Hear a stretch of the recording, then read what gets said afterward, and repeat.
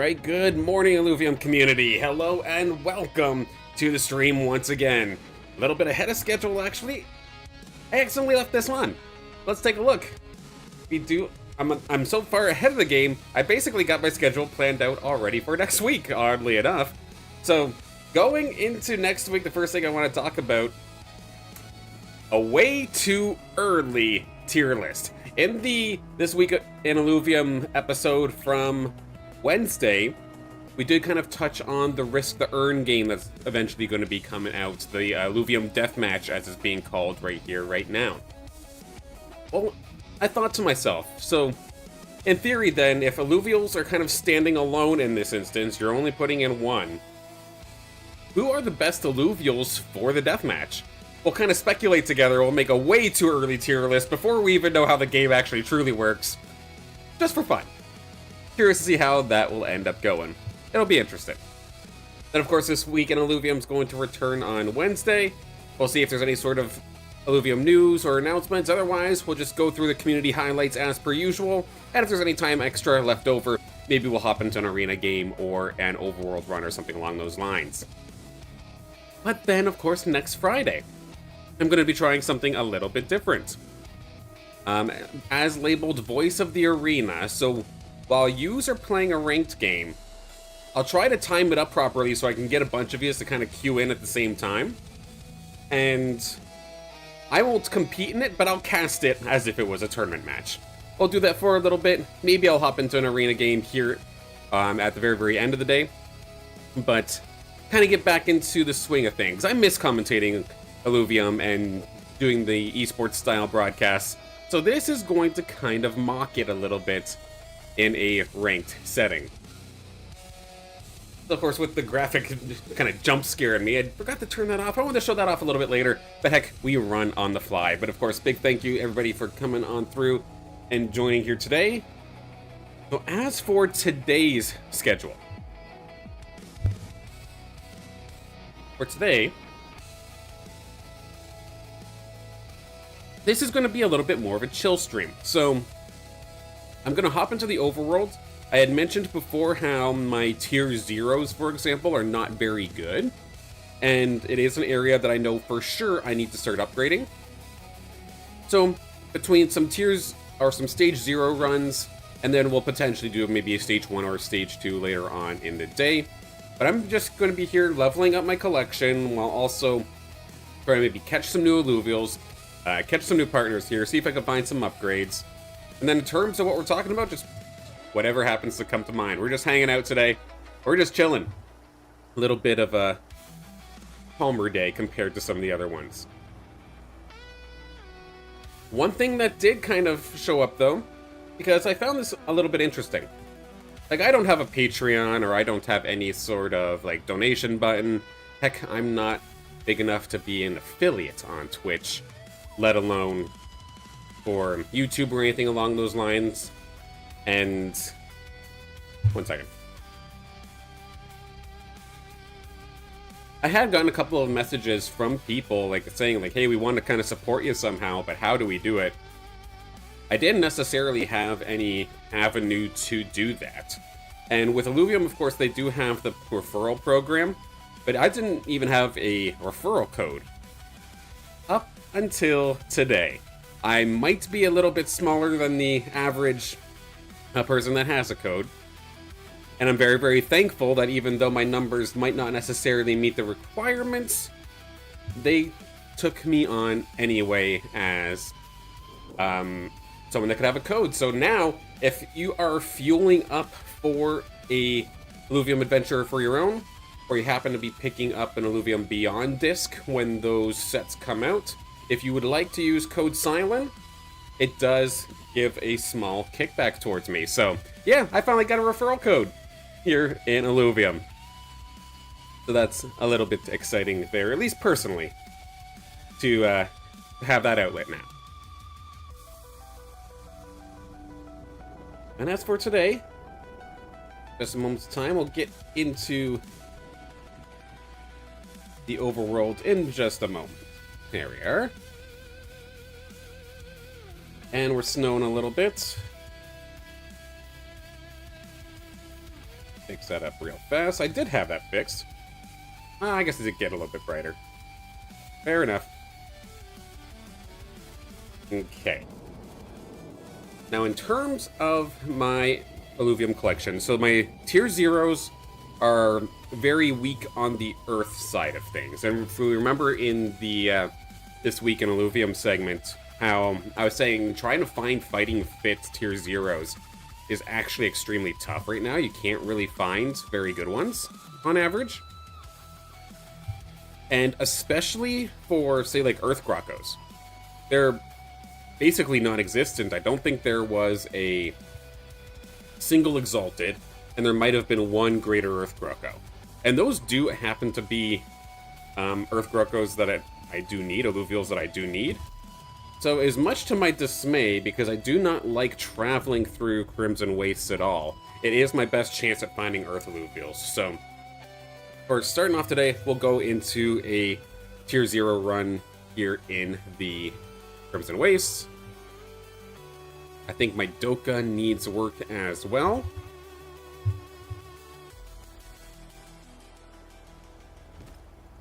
Hi, Crimson Waste. Still as welcoming as a furnace, huh? And let's see what we can end up finding. So in regards to what I'm looking for, I'm going to be basically doing speed runs of all of these. I'm not going to take too much time in each run. But what I'm looking for is either the greater or the exalted versions of the alluvials. Regardless of which alluvial it happens to be, just getting the stage 2 or the fully evolved versions. If it's a hollow of a lesser alluvial, I don't care. I'm going to move on, with the exception of a lesser Earthatipo. That's the last one that I am missing. We'll hopefully snag that at some point. If we see a Dark Hollow of any kind, though, we're absolutely going after it.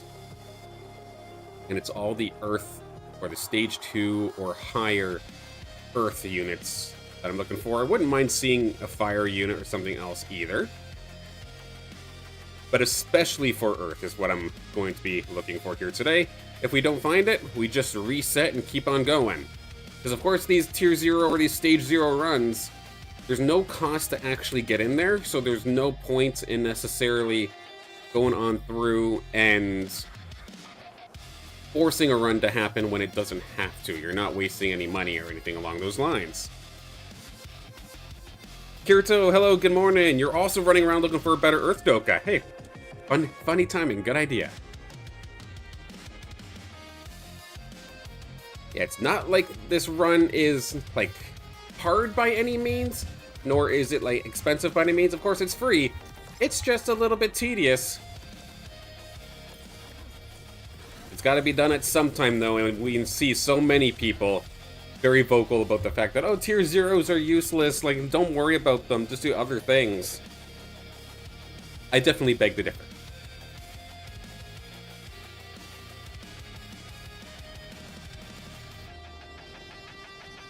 Yeah, it looks like you and I have basically the same idea in mind, only stage 2s and stage 3s are what I'm going after personally, and then Hollow if it happens to be, or if it's a Dark Hollow, 100% we'll check it. If it's not a Dark Hollow, or sorry, if it's a normal Hollow, it has to be a stage 2 or higher for me to care, with the exception of the Atipo. And the first one that we're getting right off the rip here, this Greater Doka that we found, has full health, attack speed, and attack damage, and almost maxed out on resistances, so to be honest, that's not a bad Doka. Starting off with a bang here.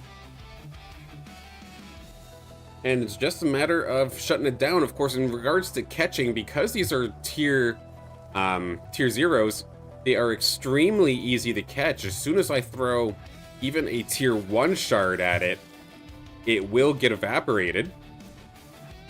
Or not evaporated, but it will be caught. So what I figure is if there's one that I for sure want, I'll throw the tier 1 at it. The common shards are an absolute abundance.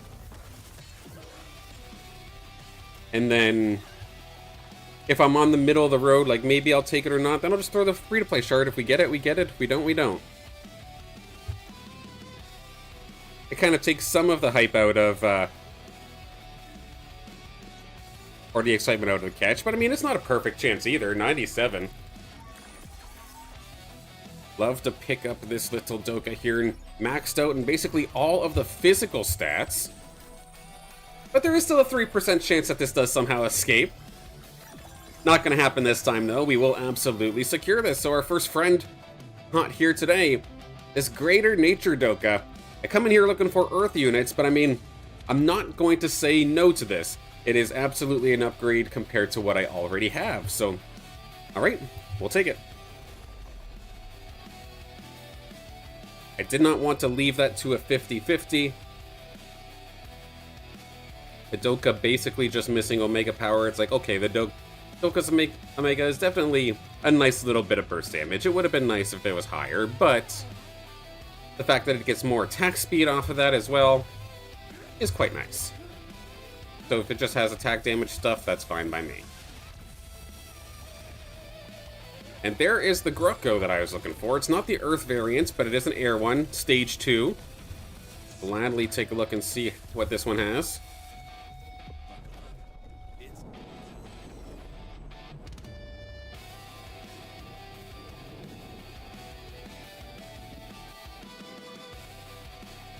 And yeah, we're just cruising today. Having a nice chill day.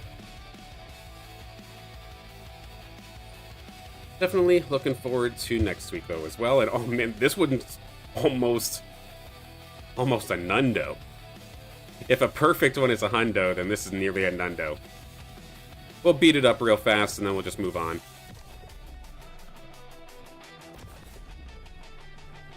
I figure since I'm already in the encounter, I might as well give something a little bit of experience.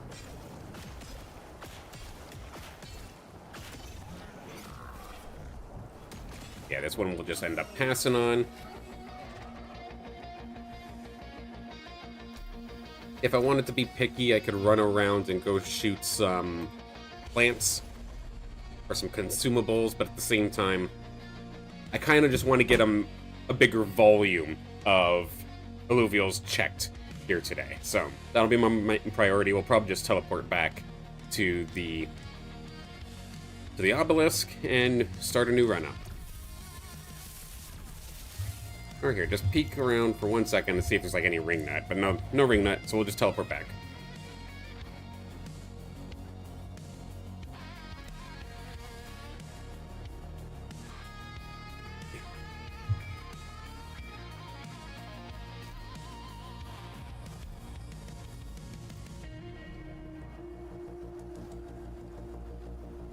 In regards to checking my alluvials, I did have it pulled up here as well. I have both the Alluvium website and then I have Scoriox's app also open here. So like, for example, that Greater Nature Doka that I did have a few moments ago that we just caught in this run, I can compare. And you're also shooting ring nuts too if they're there. Yeah, it's just too valuable to pass up on, absolutely. There, so I think I went from a 30 TPI Greater Earth Doka, or not Greater Earth Doka, Greater Nature Doka. And we'll see in just a second what that upgrade ended up being. Might as well do it while we're in between loading screens.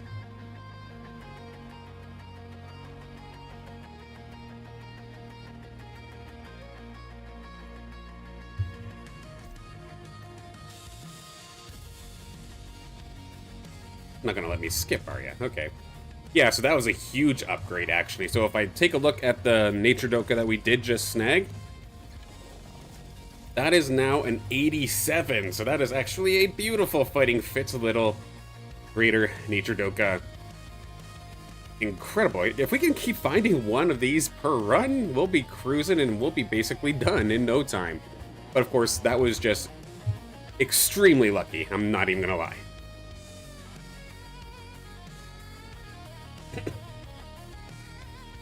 And not every run is going to be that's lucky by any means. I mean, I've gone an entire day without finding one that's fighting fit. Any stage 2s in here?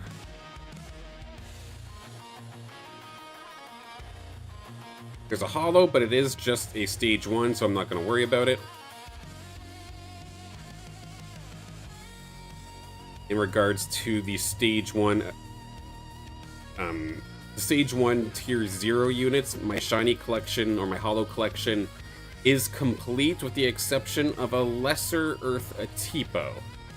So that'll be the only exception I have for that one. Okay, so the only stage 2 here is this Greater Fire Valente. We'll take a look and see what's there. I'll take this too while I can. Can't hurt to get the bonus experience for later.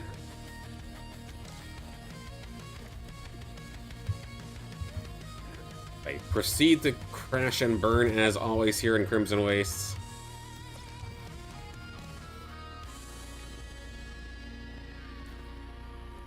And let me guess, this one's up on the high ground, probably. Yeah, it's all the way up there, isn't it?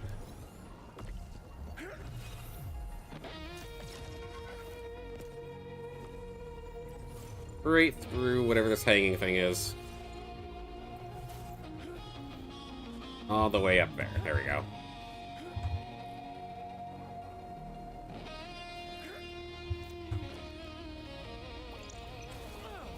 Oh, I'm not falling for this again. Literally all the way up on the high ground, aren't you? There you are. I remember a stream, I think it was maybe 2 or 3 weeks ago, where I did a lap around the entirety of Crimson Waste looking for an alluvial that, for whatever reason, just didn't appear. I would go underground, I'd go all around, I was doing laps, could not find it, only for it to be at the top of the cliff, and I did not realize it that entire time. Currently, my Greater Fire Valente is a 56 TPI, so not the worst, but not the greatest either. What does this one look like? It is not going to beat out what we already had, so I'll beat it up real quick and move on.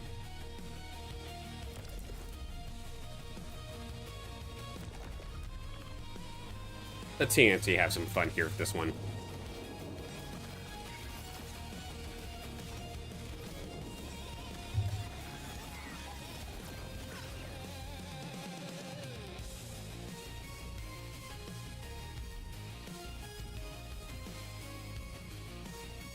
Yeah, no dice for this one. We'll let it go. Teleport back and do it again.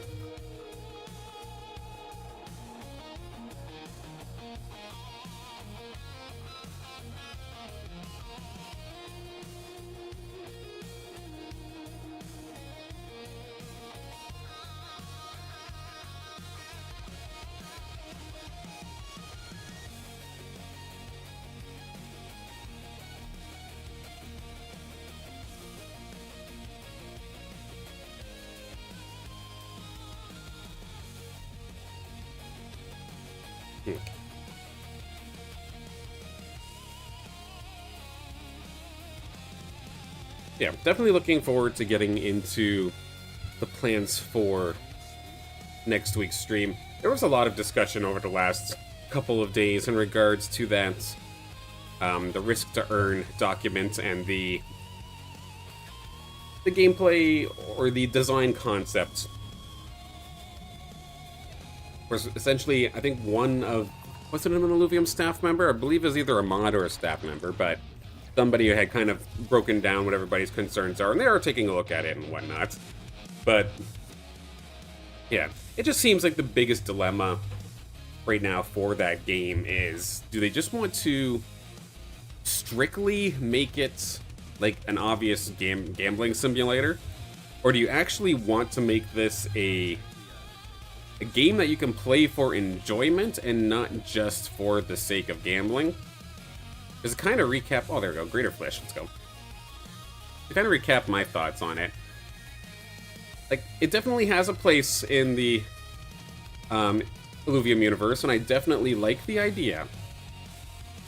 It would hurt a little bit less for me personally if it wasn't the only way that we can sync our extra alluvials currently in the game. Because it feels weird, like, say for myself, if I was just strictly a competitor or just a player of Illuvium. If I have extra units or extra Illuvials, there's nothing else for me to do with them other than make skins and blueprints with the stuff that I get from Zero.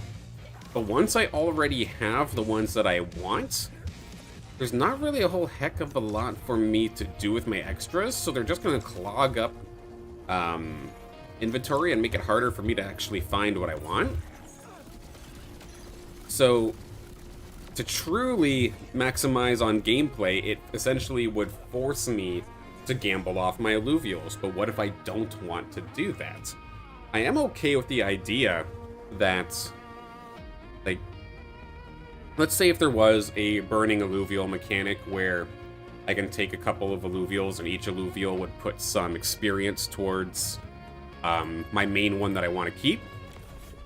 I would be okay if the burning number was, like, say, reasonable, but lower, so that if I were to gamble it off into the deathmatch, I would get a much higher experience payout, so to speak. But that's kind of where my dilemma lies. If there was a way that we can still use it without having to gamble, but let the gamble pay off harder, I would be a little bit more okay with that. This Greater Fireflish is a little mediocre, but it could very well be better than what I already have. I'm double checking. My current Flish is it's a 68. This one's probably not a 68, right? I mean, I'll throw the free shard at it just cuz. But we'll just move around from there. Prefer Abyssal Basin to Crimson for Earth units. How is it in regards to Earth units spawning, though? Because I imagine, at least in my experience, Earth units don't show up there anywhere near as often. But 100% I like it much better for actually moving around. That Greater Flish is going to end up running from us there, but that's okay. I don't think that was an upgrade, or if it was very minuscule.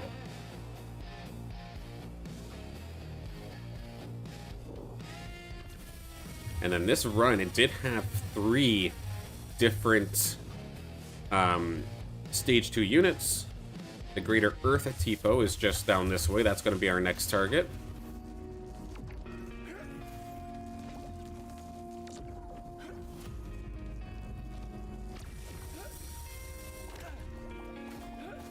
Probably right at the top here, yeah.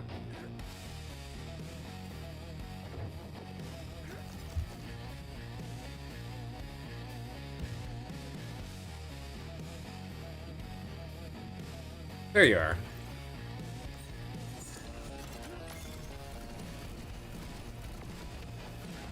Lock them down.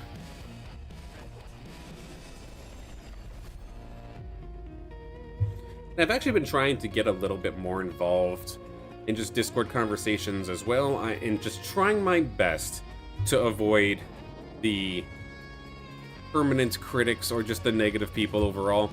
It's hard. There was a few moments over the last couple of days where I think I wrote out an entire paragraph that I was going to respond to somebody just because their take was either rather frustrating or rather delusional. But I have to keep reminding myself that no matter what I say in a Discord chat, nothing is going to change somebody's mindset in that regard. So I would end up deleting it. But no, it's been nicer actually communicating with everybody. Those that are like still having fun, or just not constantly doing nothing but spreading their gripes. In regards to the spawns around Abyssal Basin, a bit less, but doesn't matter. Still find 2 to 3, and quickly check and do a new map. Yeah, that's fair. Nope, that's absolutely fair.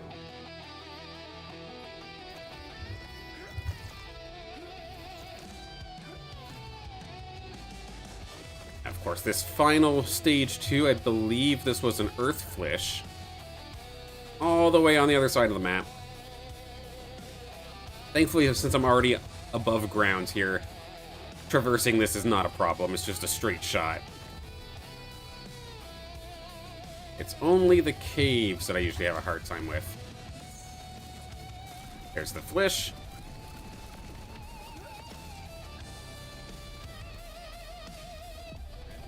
Lock it on down. Currently, I have a Greater Earth Flish sitting at 61. See if we can find one that breaks us into the 80s. This could be it. It's probably an upgrade, at the very least.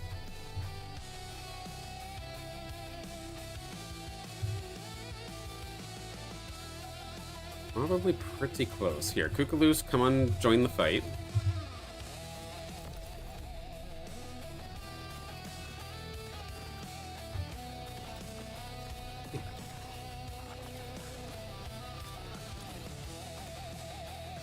Because that wasn't too bad. That was full health, full attack damage. I think it was lacking on attack speed.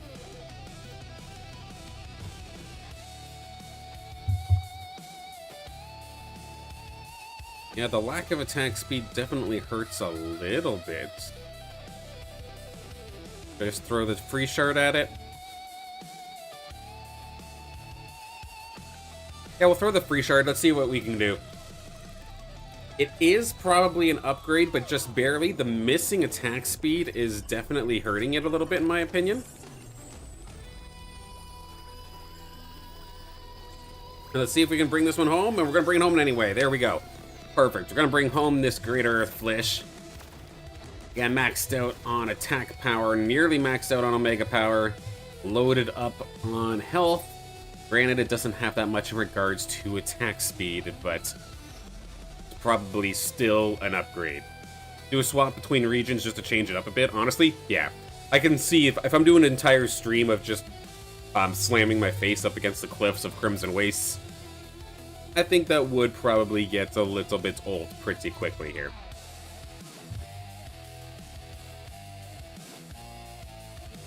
Yeah, we'll make a switch up here for this next one.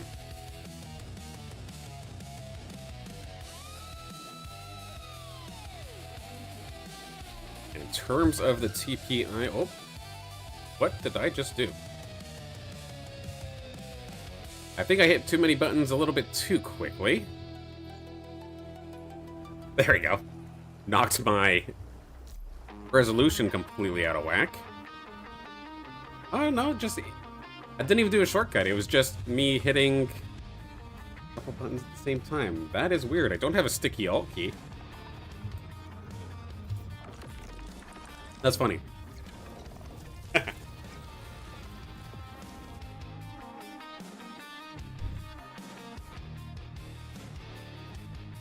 Okay, so I think I'll just do Brightland. Next up. Am I still in one piece? Maybe we'll just do a rotation throughout all of the regions. Not necessarily hard focus one. Not gonna let me skip, eh?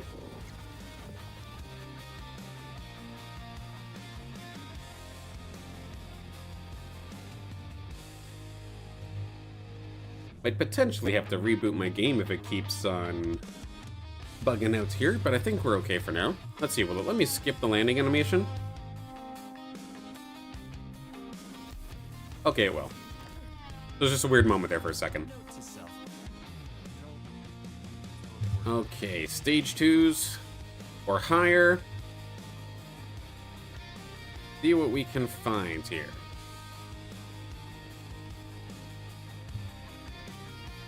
So far, all is quiet.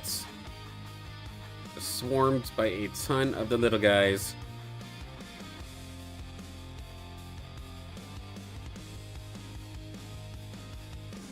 Would this be our first dud round? Nope, we do have a Greater Nature Flish up in the corner here, which is actually one of the tier zeros that I really focus on. Because outside of the Nature Flish, there is no other Nature Scion Alluvial. Yes, of course you can get to the Emerling Rod. So your Ranger could be Nature and Scion. But if you wanted to get Nature Invoker, there isn't really any other way of doing that. So you do need to actually keep your Flish around for a little bit. Well, this is definitely one that I need, and I don't think it's one that I have that's very good. I'll double check here in just a moment's time. There you are.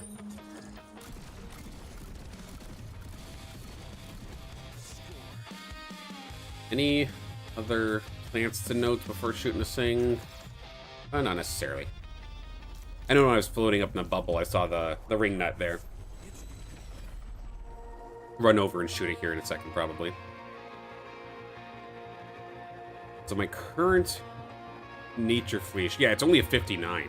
There's plenty of room to go in terms of an upgrade for it.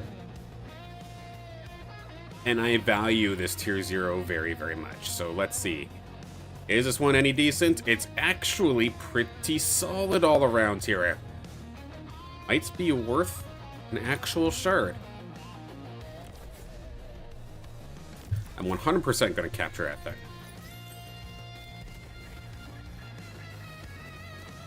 Yeah, Furiox come out to play here for a minute.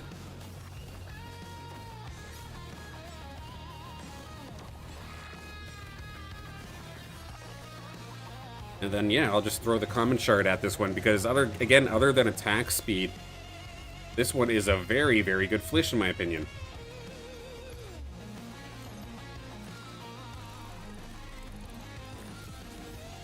Do not want this one running away.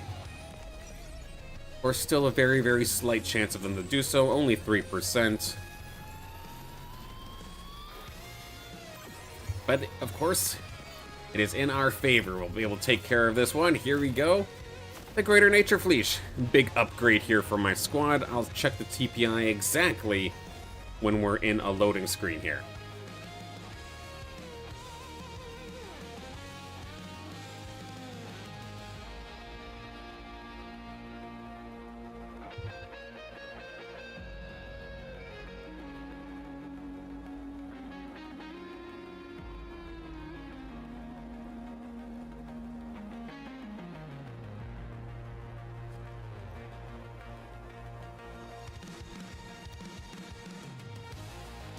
If I recall correctly, there was just the one ring nut over here I'm going to shoot before teleporting.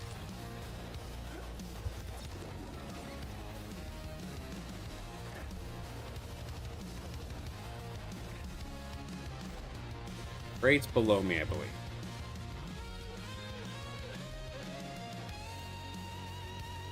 There it is. I always need these for my stage 2 runs when I'm trying to do a lot of EXP grinding, but at the same time finding a lot of actual decent alluvials to catch. So even these free-to-play ones that you can get in these stage 0 runs are absolutely valuable.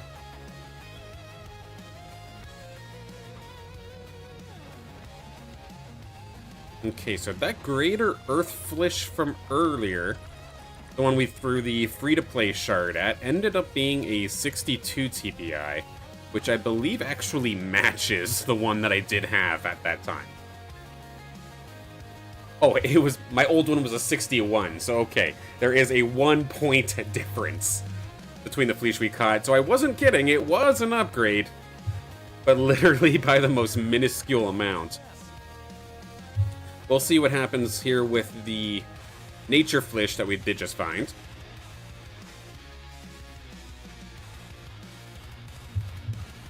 Now let's do Abyssal Basin.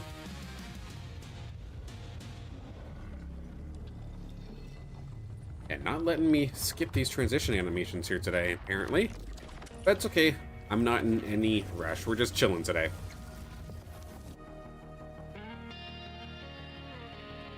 So that Greater Nature Flish that we did just capture, I might have oversold it in terms of its TPI. I guess the attack speed and attack damage not being that high might have baited me out a little bit, because this thing actually ended up being a 66, which is still an upgrade for what I had, which was at a 59, but I thought that thing was honestly going to be looking into like maybe the 70s or higher.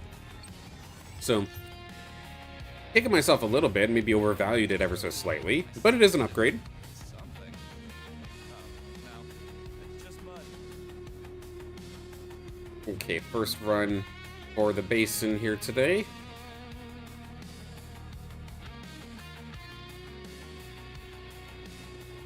That's a hollow, but it is just on a lesser. Not too concerned about that. Same thing there. It doesn't seem like any way, at least for... Oh, there's another Greater Nature Fish. We'll gladly take that. Take a look there.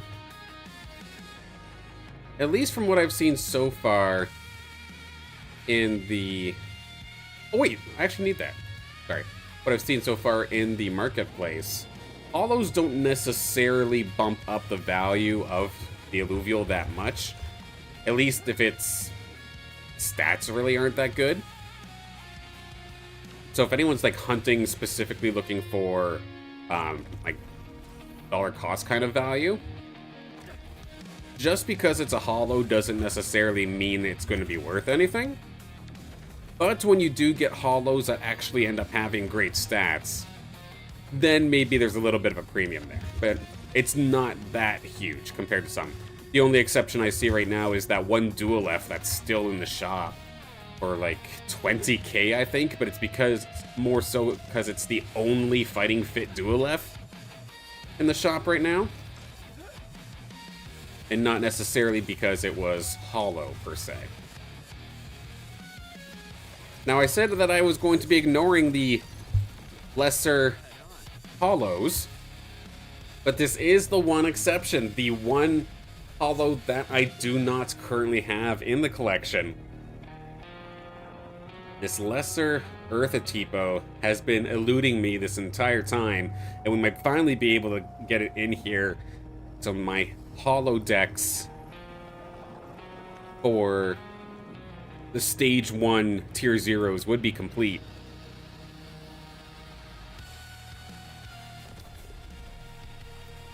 In terms of...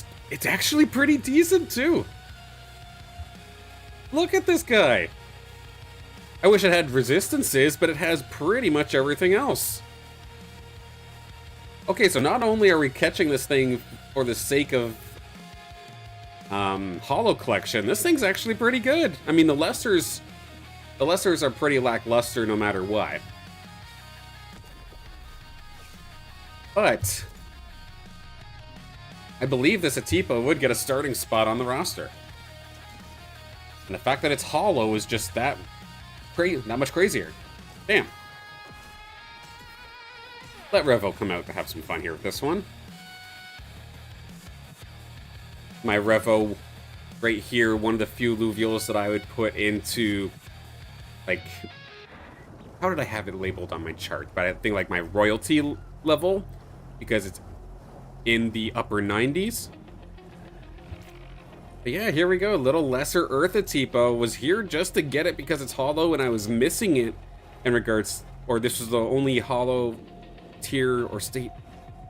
Ugh. I was going for this because it was the only hollow I was missing from tier 0 alluvials of stage 1. But this ends up being an absolute monster in terms of stats as well. Gonna throw the good shard at it. Throw the common one.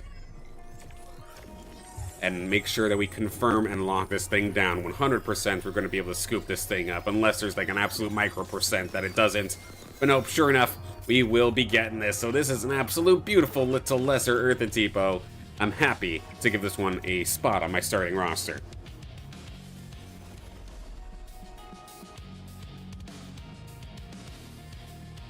Definitely wish the lessers would play a little bit more of a part, because I know, at least personally, in the first couple rounds of the arena, I don't really use a stage 0, or stage 0, a tier 0, unless I've evolved it into its middle stage. So I won't get to necessarily see that Atipo for very, very long every single game whenever it shows up. But I'm happy to pick it up nonetheless. Squawk, hello, good morning. And thank you so much. Yes, that was a pretty cool little tier 0. I'm happy with that little Atipo. Okay, I guess it's not just Crimson Wastes where I find myself flying in the trees. My goodness. Now, all the way on the other side of the cliffs here, there is another greater nature fleece that I do want to take a look at.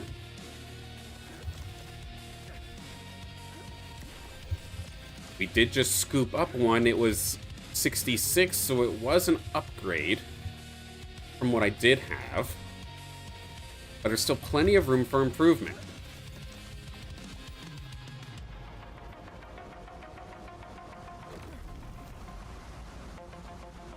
Right around the corner here, I believe, just right under the waterfall.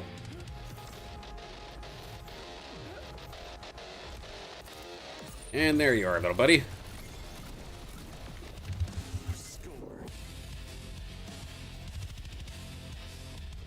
I definitely need to get a small little pop-out graphic or something, but again, a reminder to everybody.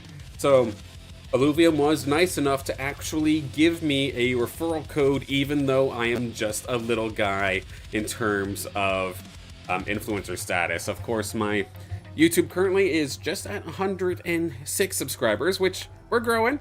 I'm having a good time doing this. It's all's going well, but I'm not usually Illuvium's target influencer, so to speak, but they did give me a referral code now.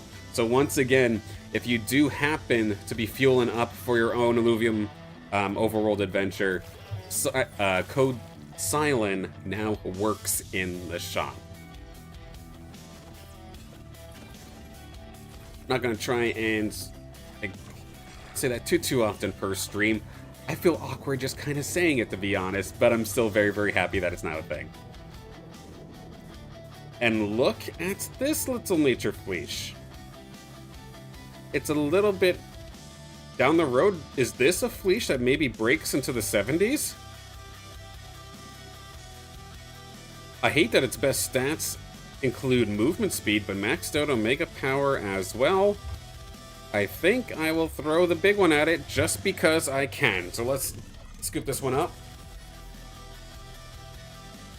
If my other one was 66, this might break into 70s. I'm going to guess maybe 71, 72 maybe? Happily take a look at this one and level this one up. Those are two awesome Greater Nature Fleeces that we've picked up in the last 2 runs here.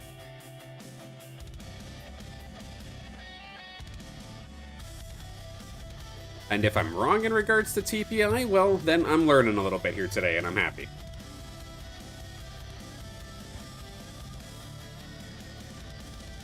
We'll bring it back to the obelisk.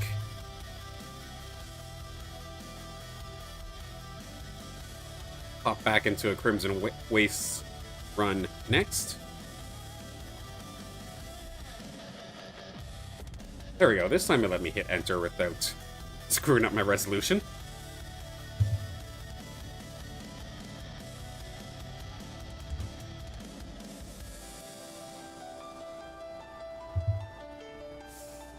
Yeah, that Eartha Tipo is an absolute incredible catch. I'm happy with that one.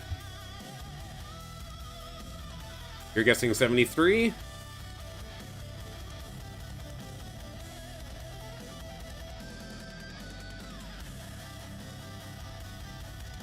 In regards to the Eartha Tipo that we did just find, the hollowed out one. Get this going here so that we're loading into the next round. This one did end up being an 82, so it would be just outside of the range that I would traditionally call fighting fit, but it is pretty damn close, and especially for it being a hollow, I'm happy with that one.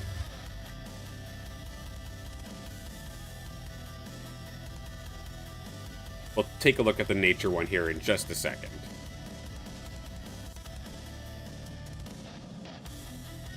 Okay, in regards to that, this is surprising to me. Wow, okay. In regards to the Greater Nature Fleece that we did just capture, that is an 82. I guess the fact that it does have maxed out Omega Power and nearly maxed out attack speed is enough compared to the lackluster health. So, again, very, very close to a fighting fit Fleece, but definitely my best one yet.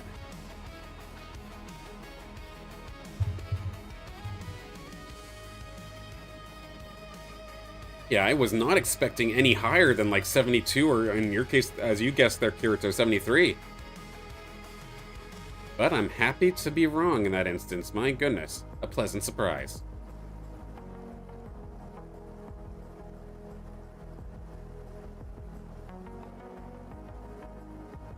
Bunch of little guys can start things off. Of course, it's hiding over here. All that out lesser. Lessers. Where are the evolved fellas at?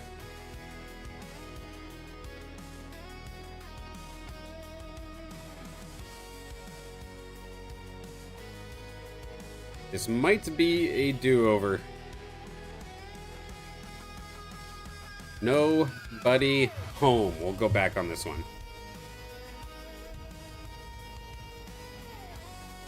Yep, a little bit higher. Yeah, I'm pleasantly surprised that one broke 80.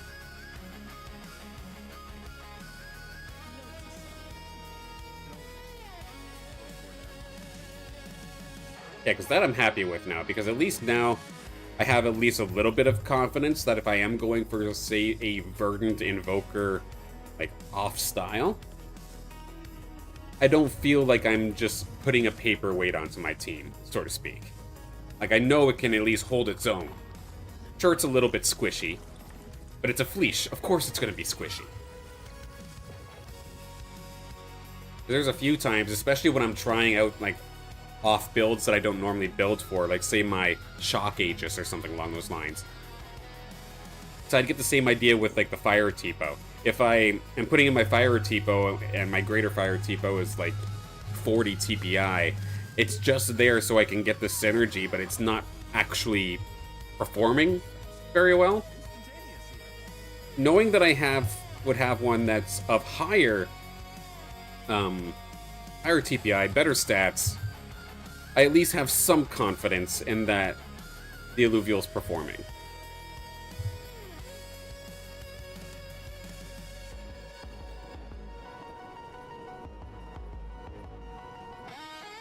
As you hear the kiddos in the background, it is a off day there for them for school. And we do have a little basketball net set up in the apartment. Thankfully, though, the dollar store does have some basketballs that are pure foam, so when they're dribbling, it doesn't necessarily smack the ground too loud. Yeah, so if you hear banging, or if you happen to hear the kid being loud for a second, all is good. They're just having fun with some basketball. Take a ride on the bubble here in just a second. The Greater Air Fleece is what we're looking at here for this next one.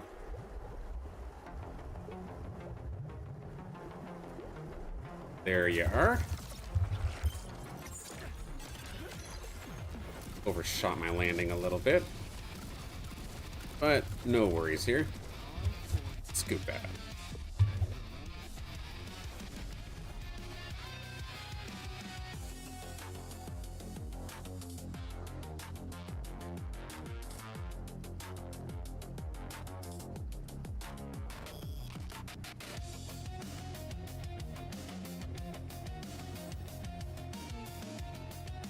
Okay. So, in regards to my current Greater Air Fleece, if I use Scoriox's app here, so I don't think we've found a greater one just yet. Currently, my Air Fleece is being shown as a 67. Let's not say that too loud so the kids don't hear me on that one. This one is not going to be better than that one, unfortunately. Let's beat it up real quick and move on.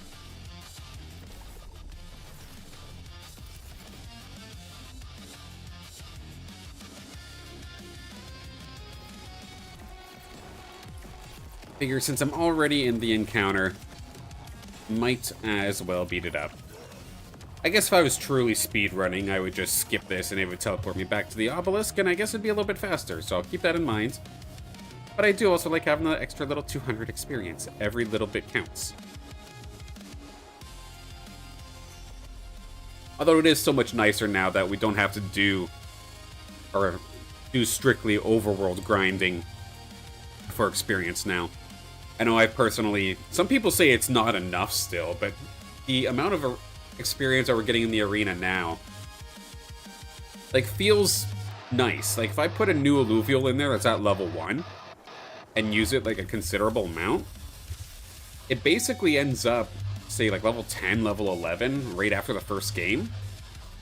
And those early rounds, or those early levels, do seem to kind of fly by very quickly. Like, I can get my alluvials from 1 to 30 within a day, basically. And then it's just from, like, 30 onward, does it take a long time. But again, yeah, it should take a long time to get to level 60. But it's nice that I can at least get halfway there, get the benefit of being, like, halfway to maxed out quickly. But then, yeah, if I want to max out my alluvial, it is going to take some time. And knowing that I don't have to use overworld runs for this is quite nice. Yeah, unfortunately not able to really skip these animations, but all good.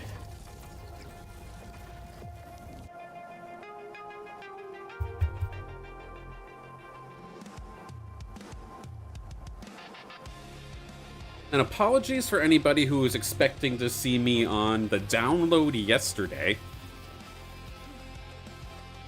With everything going on over the last last week or so, I was in an absolute mess. Like I know that, like, mental health's obviously a thing, right?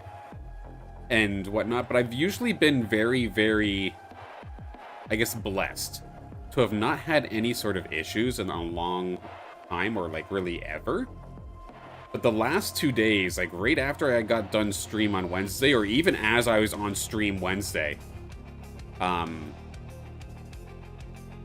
did not feel right in the slightest. I was just absolutely shaking all over the place, and it felt like somebody was sitting on my chest. And it made it extremely tough for me to actually even sleep. So I was an absolute wreck, getting sick and whatnot. So yeah, I had to unfortunately call in to the, or not call in, but I had to give Scoriox a heads up. I think it was only an hour or two ahead of time. It's like, yeah, I'm sorry, I'm an absolute disaster today. I can't make it. So for anyone who was hoping to see me on the download this week, I do apologize. I was invited, I just unfortunately got very, very sick. Now the Greater Earth Rocco, this is what I was looking for. I need a good one of these. Currently, as we load on through here, my Earth Grocco is a 38. This thing is absolutely cheeks. Can I get something better than a 38? Watch, this thing have absolutely no stats at all. Oh, I mean, look, all things considered, if there's 2 stats that I would want maxed out and everything else be bad, it'd be the tanky stats. I don't think I'm going to throw a blue shard at this one, but I mean, it'd be the worst alluvial I've ever thrown a common shard at, but could potentially be an upgrade. I don't know, if it has absolutely no stats in anything except the 2 stats that's weighted the highest, would that be a 50, maybe? I don't know. We'll throw the cheapo, the freebie shard at it. If we get it, we get it. If we don't, we don't. But it would be an upgrade, but it's not saying much. The bar is extremely low here on these Earth Dokas for me. Can we bring it home? Nope, it's gonna be stubborn, so it will end up leaving. Unfortunate.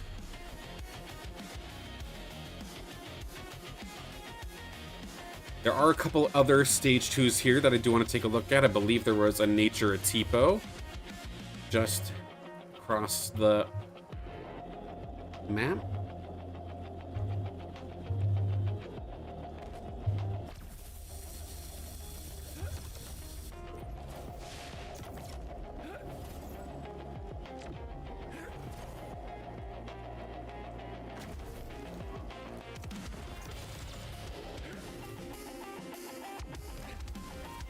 Probably just on the other side of this little cliff here.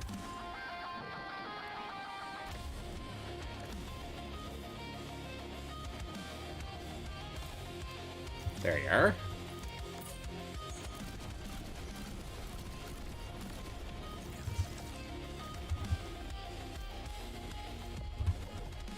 Currently, this would be a tougher one to upgrade. My Nature Tipo as of right now is a 75, so it's actually not bad. It'd be more so the Exalted one that needs upgrade, but let's be honest, all of my Exalteds need upgrades. Gear, hello, good morning, how are you doing? Blame me all you want, you're more than welcome to. Alright, Kookaloos, come play. In terms of this Atipo, it is not going to match that 75, I do not think. It's not bad all around. Maybe I'll just throw the cheapo shard at it and see if we happen to score it or not.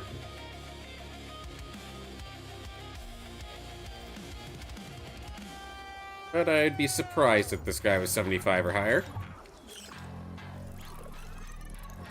Your anxiety's up due to a work return on Monday. Yep, I understand. I don't blame you in the slightest.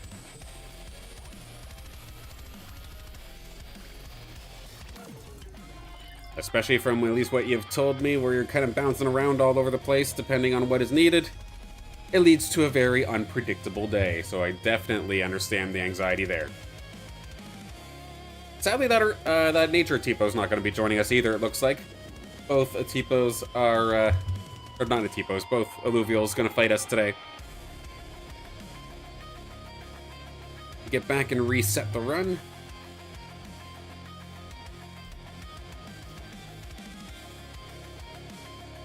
Part of me is kind of kicking myself to not use that common shard on the Grucko. Not because it would have been a team member that I would have kept, I'm just curious as to what the TPI would have been with all the stats being bad except the best stats for the Grucko. If that makes sense.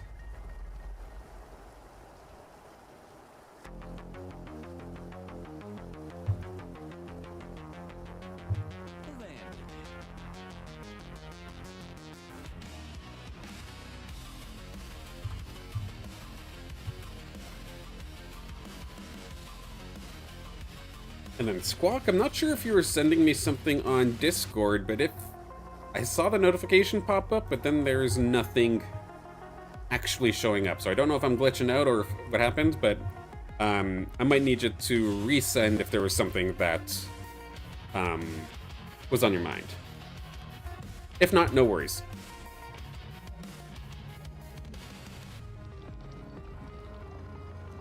Of course, I do keep my Discord open just in case. I have seen Alluvium pop up with announcements in the middle of stream before, and then I end up missing out on it.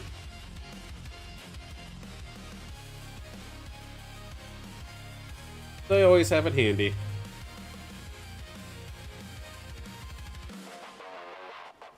I know in that risk to earn section, for feedback, 1 second.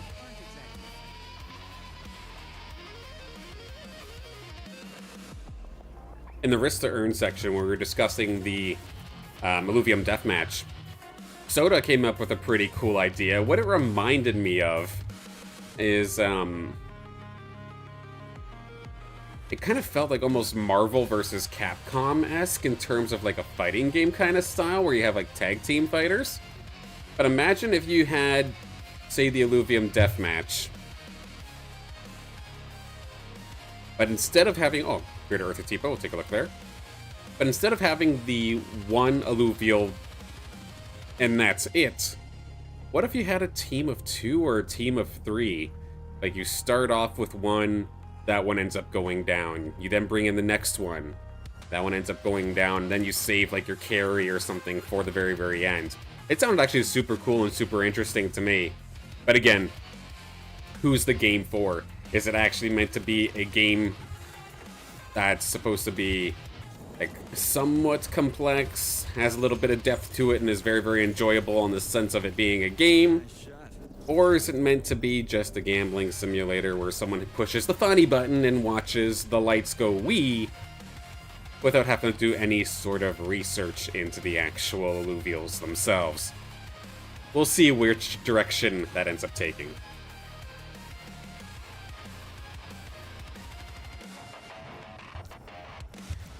This Eartha Tipo is not going to be worth our time. I am just going to back out of here and go right back to the obelisk.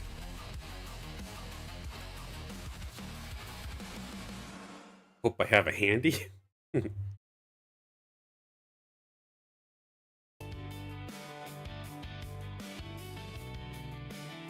Swap.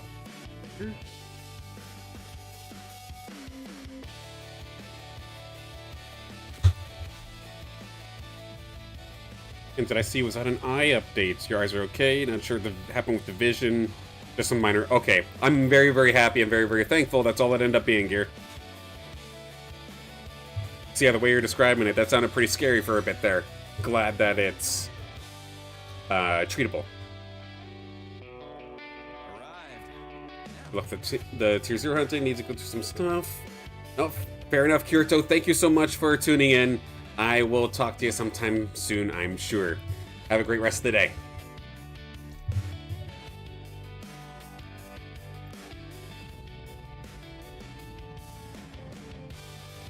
It took you 7.5 hours to get an appointment yesterday. That seems kind of ridiculous there, dear. My goodness.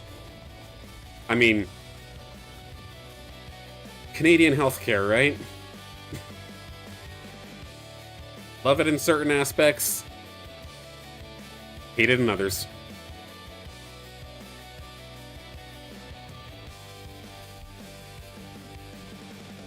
Yeah, 'cause that's brutal.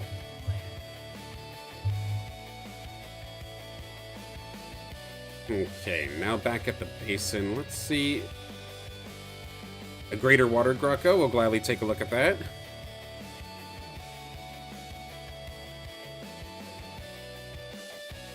Exalted water Grocko. There we go, the fully evolved one. Definitely going to be taking a look at that one there. I'm curious what my current one is. But so far, it looks like this round is going to treat me well. There would be a holo there, but it's just a lesser. I'm not too concerned about the lesser. And it looks like it's just those two, so okay. Let's start off with the greater. Nice and close.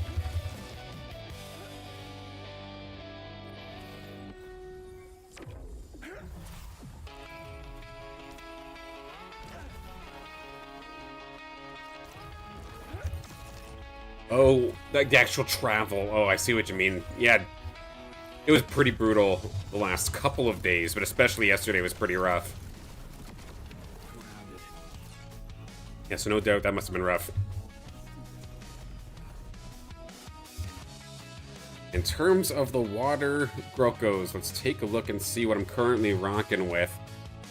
As of right now, my greater isn't too bad. It is 70 TPI. However, my exalted is a 49, so plenty of room for improvement. Is this greater better than 70? It does not look like it. It doesn't have the stats in the right place. So we'll beat it up real quick, but I do want to absolutely take a look at that exalted one. And no matter what, we'll at least throw the free-to-play shard at the exalted.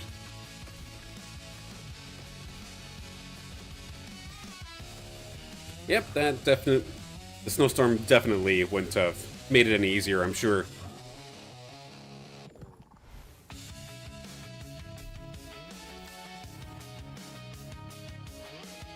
I know personally I have just only the tiny little two-wheel drive little sedan, so anytime that snow's on the road, even if it's not that heavy, I have all these trucks and Jeeps behind me with their fancy four-wheel drive, like, honking at me to speed up, but I'm going as fast as I can without spinning out, man. Come on.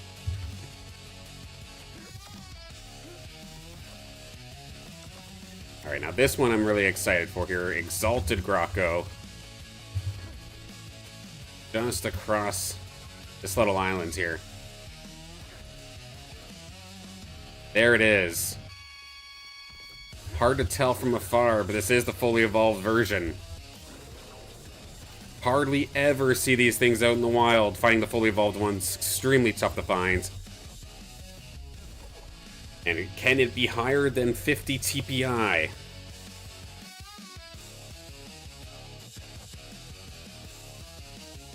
You got a two-wheel drive car too. Okay, so you feel my pain too then. Absolutely. Alright, Exalted Grocco. It is... oh... I hardly ever see these things in the wild, and unfortunately, it's absolutely brutal. We'll throw a free-to-play shard at it, just because we can. But unfortunately, yeah, that is not a good Exalted Grocco.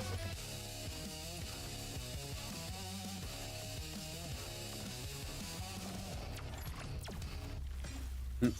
100% gear, that's a good play. Wise choice.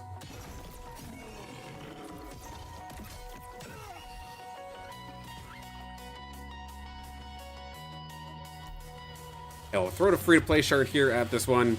An Exalted Water Grocco, while you may not see him too often, this one is definitely very, very weak. 50-50. Add it to the collection, or we're going to watch it run away here on us.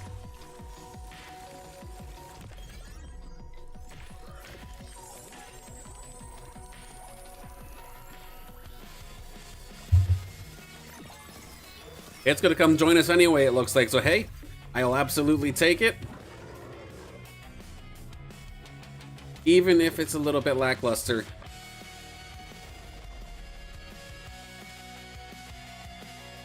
That's alright.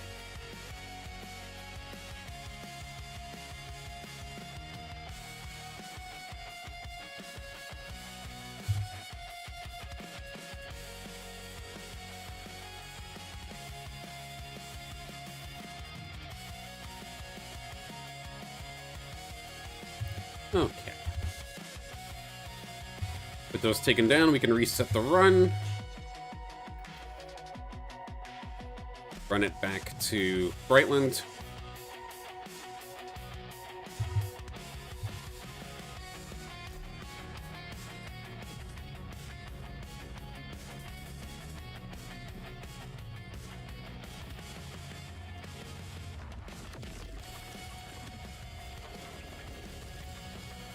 Not able to skip the animation for some reason, but it's okay.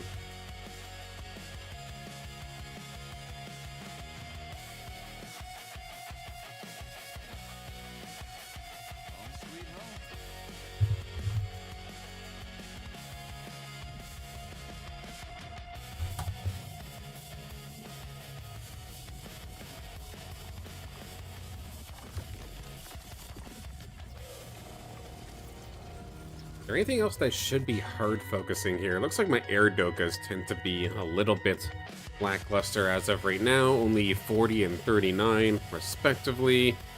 Again, Earth Groccos I'm still looking for. I really need to level up. I mean, it's only a Lesser Valente. I'm not really going to be using just a little Lesser Valente at really any point. Maybe refresh this real fast and see an updated list.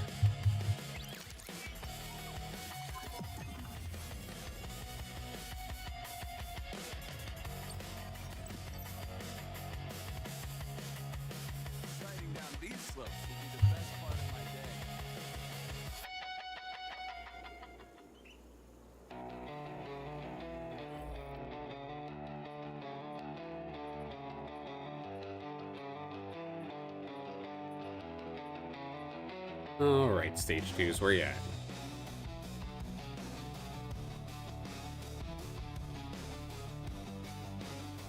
Would be a perfect time for a Air Doka to show up here. Kind of on their home turf. Found the lesser, but it's not the one I'm looking for. I'm looking more so towards a greater.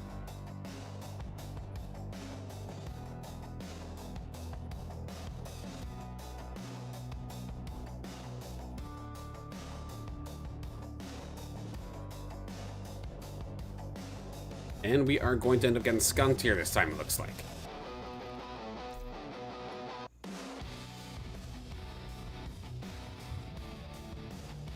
Now, I think I need to do something here for the sake of full transparency.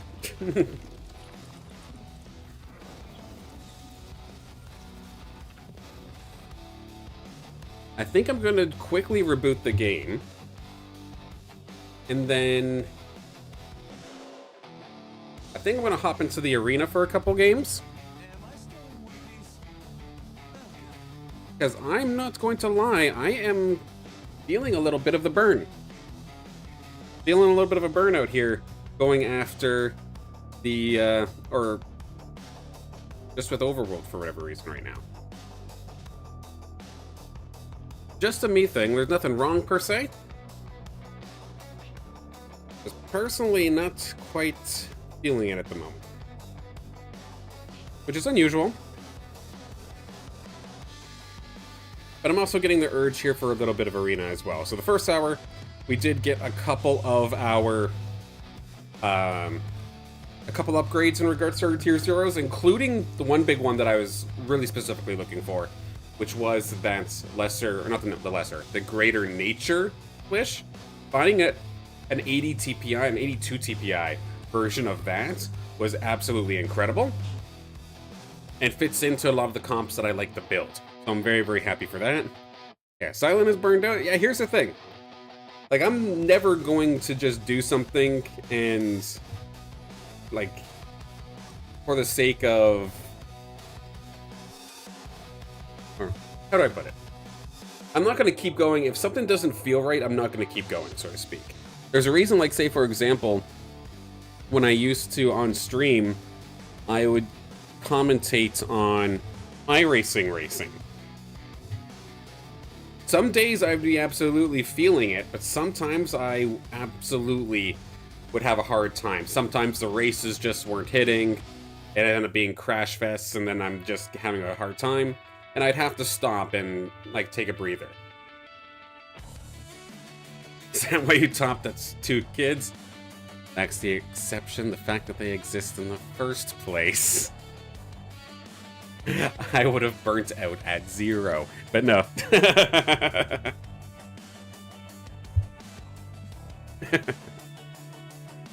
No, I love them dearly. Don't get me wrong.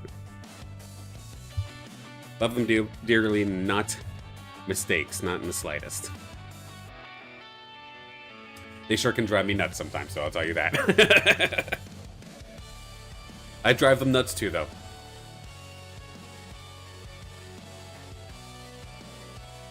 Yeah, so we'll hop into Arena for a little bit here. I know the stream is promoted as a Overworld yapping session, but it's alright. I'll absolutely yap during the arena just as much. You drive me nuts too. I drive you nuts too sometimes. There's occasions, but never negatively, if that makes sense.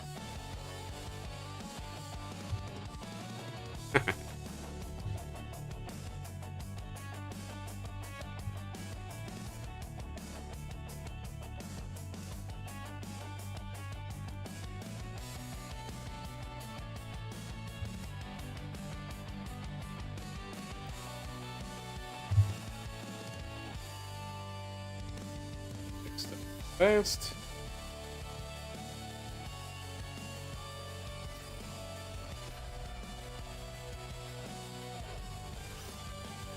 Alright, there we go. I heard the buzzer. It's time to get on into this one.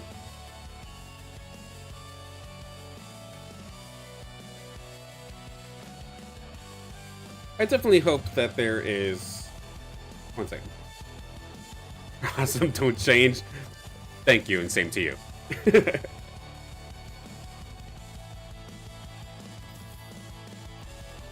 Okay, a very odd spot here where I actually find two of my most used carries on round one due to it being here at the Crimson Wastes region. So we start up at level 3. Got Sharp Ranger from Phantom, Rysera, somebody that I've been playing with a little bit more often here on the ranked ladder. They're just kind of getting their collection started, but they're doing quite well for themselves. Matteo in the similar spot, Sherlin. Those are players that I recognize. And maybe we can actually use our Greater Nature Fleece that we caught earlier in the day. Oh, I might not have set it in the team planner, though. Shoot. Okay. Remind me to go fix that later.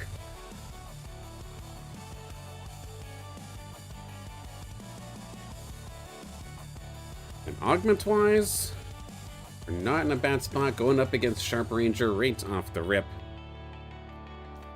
I think I will just accept the L and not spend any tokens. Fix my house, yes.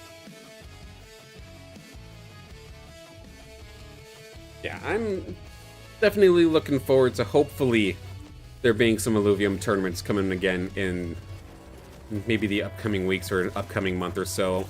I know at the very, very end of December, it was at least kind of speculated on. Like, even Kieran themselves said that in January there would be a tournament, but it's been kind of quiet. And at least if I were to speculate myself right here, right now, between trying to set up the MMO for an inevitable playtest, I'm sure, because again, that was supposed to be something that happens this month too, right? It was supposed to be a playtest of some sort. Between getting that set up and building that game, I think they might have bit off a little bit more than they could chew in terms of having multiple things kind of happening at the same time.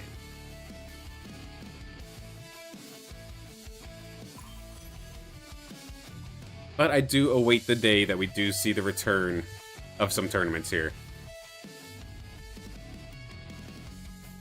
Okay, so some of my decision making into picking the Aqua Blaster in this one. Originally, I was going to go for Emberling Rod, but what makes things a little bit awkward here is I do see Sharp Ranger in particular does have the Earthgrass Scepter, which is one way that you can go for Invoker play, which would have been the same idea as if I went for the Emberling Rod.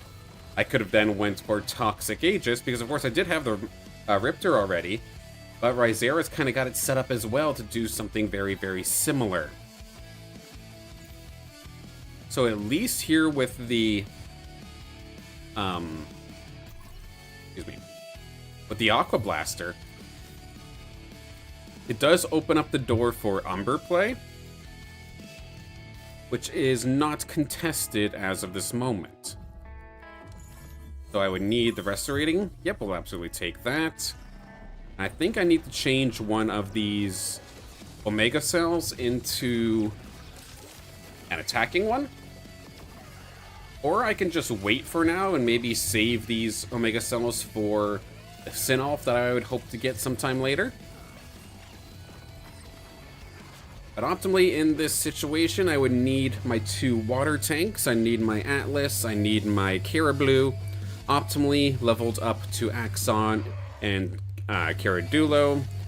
The Toxic Harbinger style of gameplay should be able to, in theory, let me be just fine for a little while.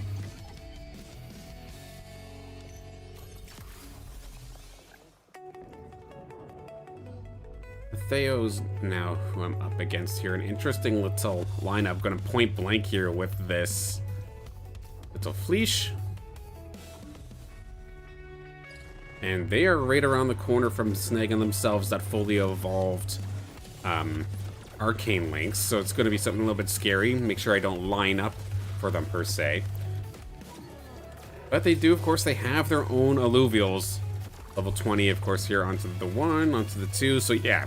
They're not max level, but they're leveled up enough that this is going to hurt.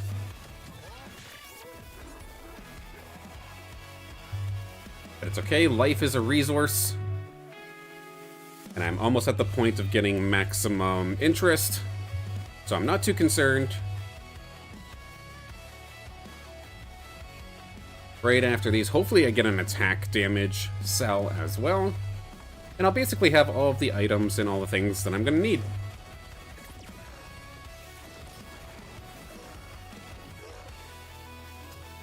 And instead we're going to get an absolute ton of yellow. We'll take the Caribou, level up, get Caribou in there. Recycle the one, see if I can turn that into a red. Mom deleted me, that is a bot I do believe. They only have level 1s, so I'm not too concerned about this fight.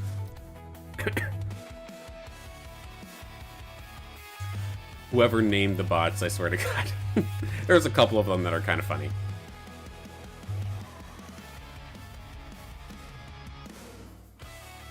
Well, here, since I have so many yellows, I can at least put the one onto there.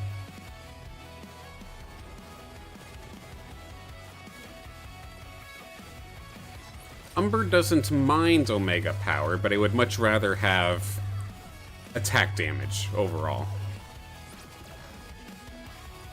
But of course its partner, the Sinolf, absolutely loves Omega power, so I can just transfer this over there when the time comes.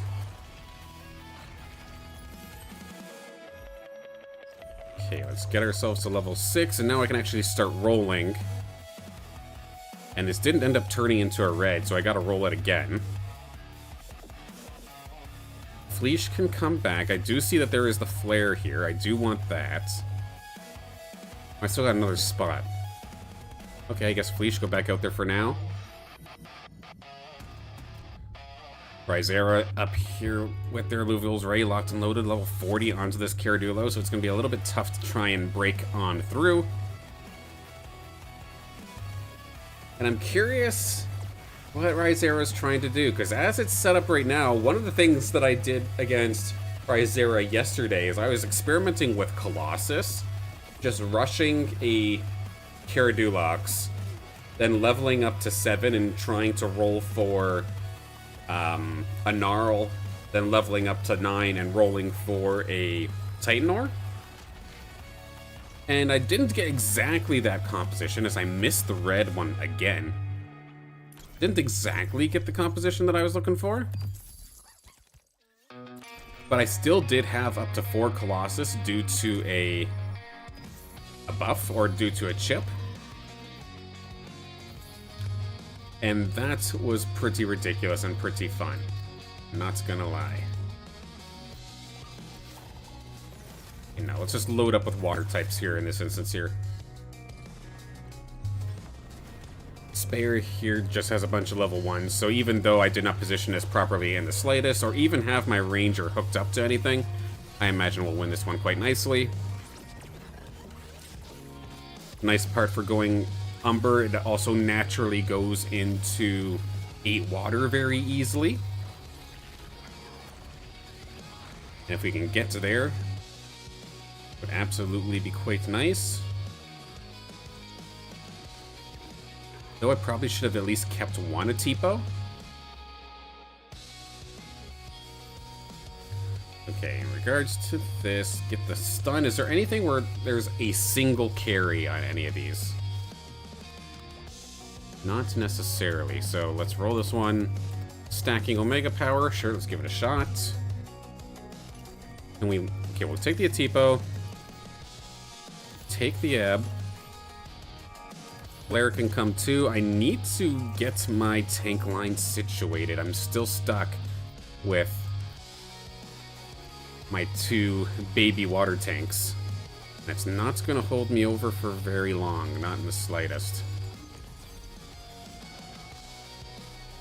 Still missing on the red component parts. I don't see where we're going to be able to breach this. This is an odd spot here for Sharp Ranger. They do have the Scion weapon, and it looks like they have Invoker kind of set up. Or at least they're kind of planning for it, but they do not have the evolutions at all. But they have plenty of empaths, actually, to be their tanks. So it's a very cool little setup there. But Them hitting level 7, trying to roll for a Seaforus is going to be very tough, I imagine.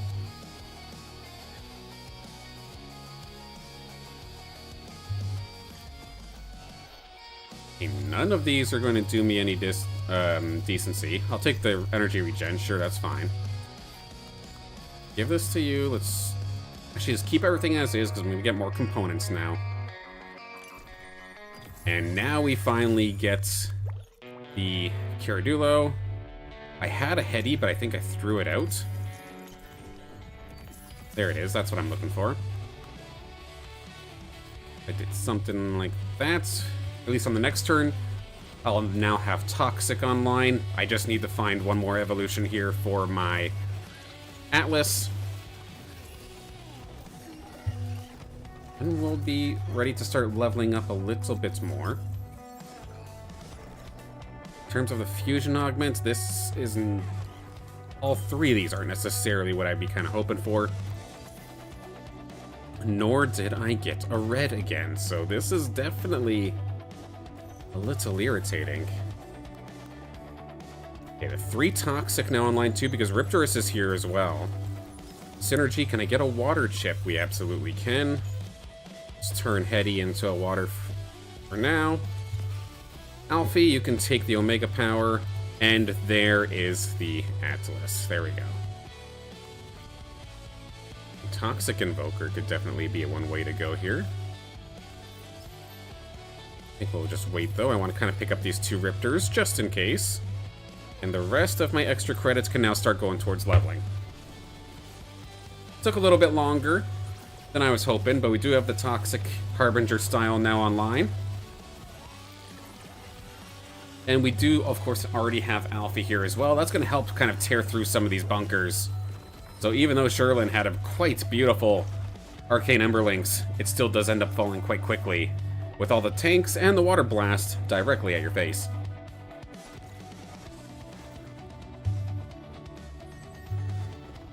Attack speed, no. Okay, let's just do that, sure, why not? I need one more tank. And I think I would rather have the Cling compared to the Grocco.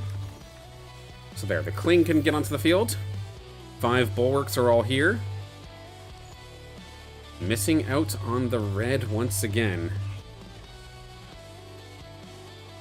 Foggy Scope, we're looking to try and knock them out right here. Foggy, I believe, is a bot, so I feel like we'll be a-okay. And this is good as well. They have a bunch of the units that I would end up being, or looking to go for. The Dash and the Rake in particular being held by them currently. They also have Riptorus in case I wanted to build up to a Riplance.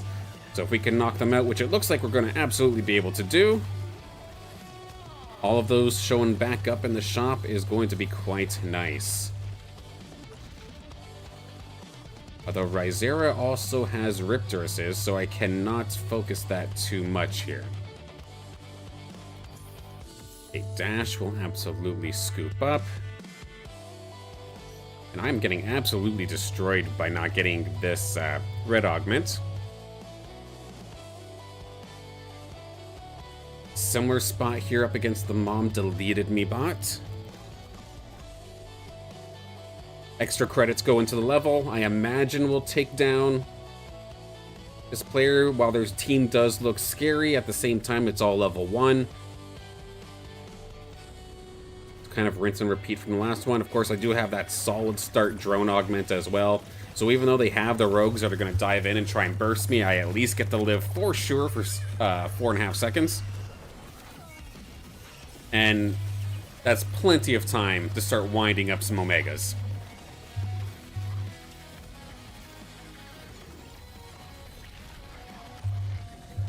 Not enough to take them down yet, though. They do also have Rake. So I'm just going to, again, instead of trying to roll on a contested unit, I'm just going to level on up to 8, where I can then put in this Flood. Because I didn't get Archos at all, which is a little bit unusual. Normally I would do this with an Archos, but since we don't, Flood does kind of take this role. as the team healer. And we're now with 1 water away from being able to get up to 8 water, which leveling up to 9 and throwing the dash in there eventually would secure 8 water and get that big buff, where I believe it's you get Omega Power basically on every single cast. So my Alfie and just basically everybody's going to hit or heal for that much more every single time. A very close fight though for this one.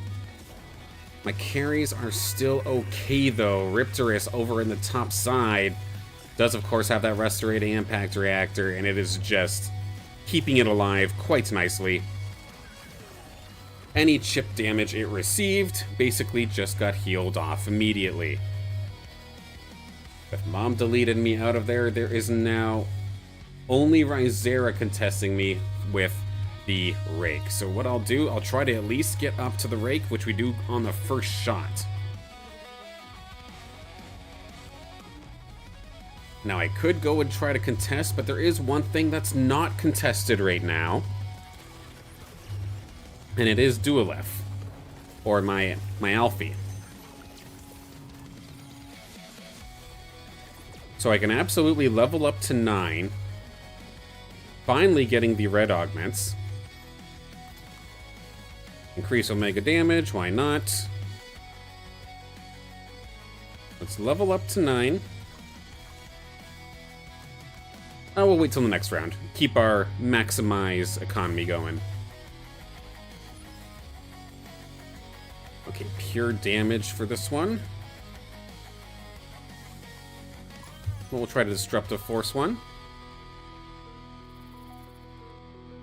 And that part all looks good. Let's use this health. Put it onto one of my tanks. My tank line is very weak at the moment, so it's definitely something I have to keep in mind. Fusion, physical damage is energy damage. We'll gladly do that. That'll eventually go over to the rake as well. So I'll hit level 9. And then start rolling. While keeping max interest. Looking for Riptor, looking for Dash, and looking for Alfie. Does not matter which one I do end up picking up, because I feel like I'll be in great shape no matter what. But I do also have to look for my tank line as well to try and make that a little bit stronger. Omega Power, no, it's okay. Tier 3, no. Starting energy? Sure, let's give that a shot. There's our tank line. That actually worked out quite nicely. Now we just have to get the cling up to a twine, and we'll be in great shape. Rake can now come out to play. Let's give the damage and the sustain over to them. Just something like that.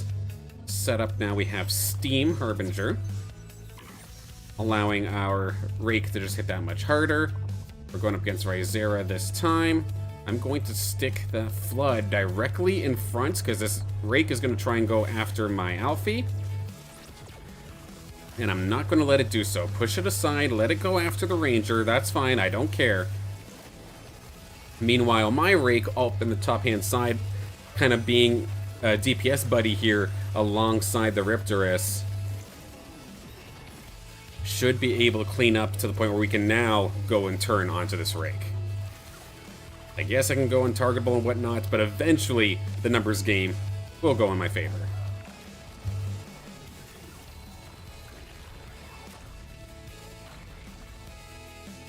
If Rysera does end up getting eliminated, that opens the door again onto the Rakes.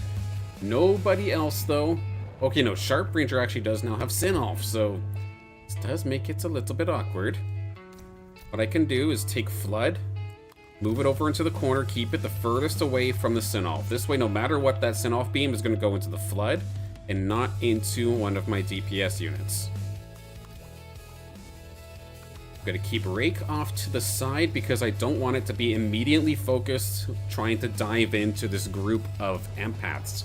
Again, I don't think there's any actual bulwarks here. This is just strictly an empath squad mixed in with Scion DPS. So if my Rake does get a chance to get in there, it will do the damage quickly It just has to break through the shields, and we can see as soon as we finally break through 1 or 2 and it starts really getting rolling, we do start going nuts. Love to see it, and Rysera, we get to play up against them again. Because they have a lot of the units that I want, I'm not actually going to spend at all. I'm going to hope that we could take them down right here, right now, and then spend. How much do they have in the tank? They have about 18 credits left. My other 2 opponents with about 50 or so, eh? Okay. Let's do something like this to protect my squad. Protect against the rake, and then everybody else can go deal with the opponent on the other side. Good shot there for Alfie to at least be going directly after the healers. Can we take it out, though? Compared to the last fight, Rysera did get a bunch of upgrades. We did take down Adorito, though. That's a good start. My Alfie is hanging on by a thread. My tank line is basically almost dead as well. My opponent's health, I mean, it's low. But is this going to be enough? This is actually a rather close one. It's 2, but I do have, of course, my super carry with the rake. It gets health on every single elimination, but I don't think it's going to be enough this time. Can we get one more? No, we're not going to be able to do so. So I played a little greedy, thinking that it would knock Rysera out, but Rysera's fighting back quite nicely.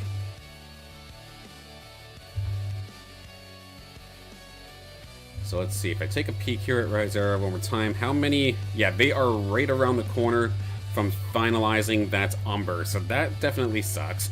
With Sharp Ranger, they do have a Sin Alpha as well, but they actually don't have any more Alphies on the bench. So I could actually level up to 10 and try to beat them into getting a Dual F. When in doubt, we'll take that one once again. Kling will take you. Let's get to level 10. Do I have, I guess, something in particular that I'm looking for? Not really. In terms of who to put onto the bench next. Something like this. Let's get the tank line moved up. While this fight is happening, let's take a look. Is there any Alphies that I can get for cheap? We do scoop up the one.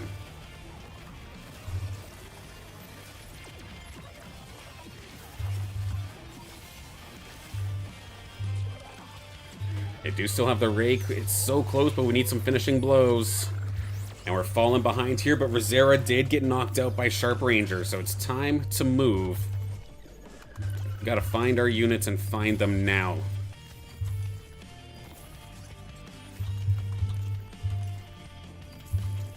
As for which one in particular, we'll have to see. I'm gonna have to probably make a choice here in a second.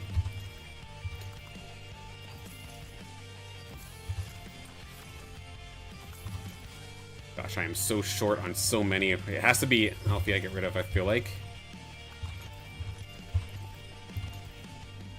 Okay, that's the way we're gonna have to go. That was not the carry I was expecting to be using here today, but we'll take it.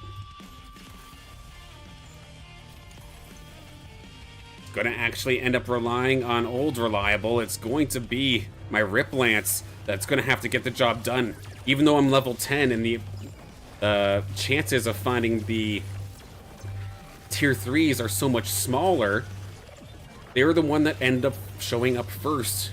It's the best damage spike that I could possibly find. Can we get the shutdown on some of these key DPS units? Not fast enough. One more try here.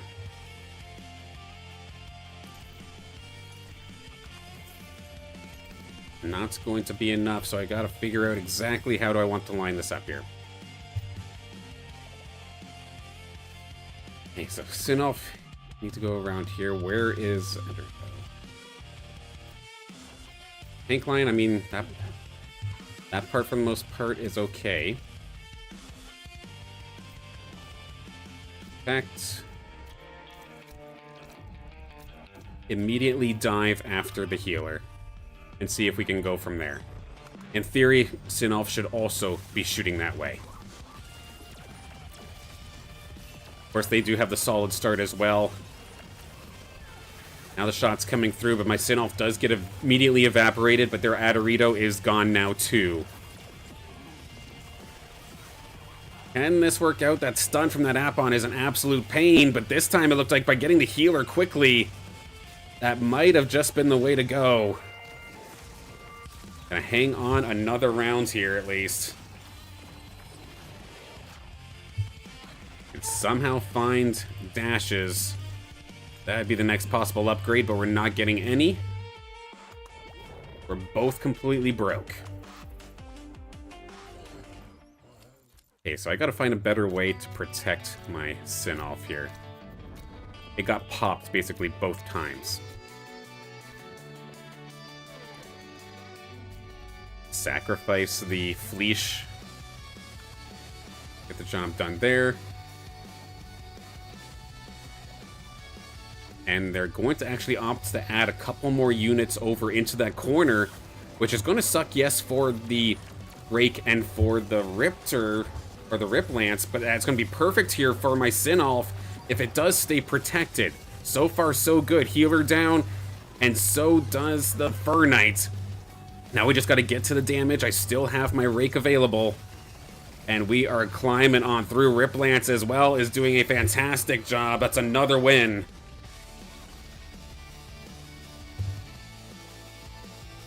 NPC round to kind of break up the action. One more attempt here at getting some items. Potentially something here for Rake. If I'm somehow able to find Umber, that is going to be a major power spike here for myself. If not, I could potentially maybe move some of my tank augments over to my Rake to maybe help it stay in the game a little bit longer.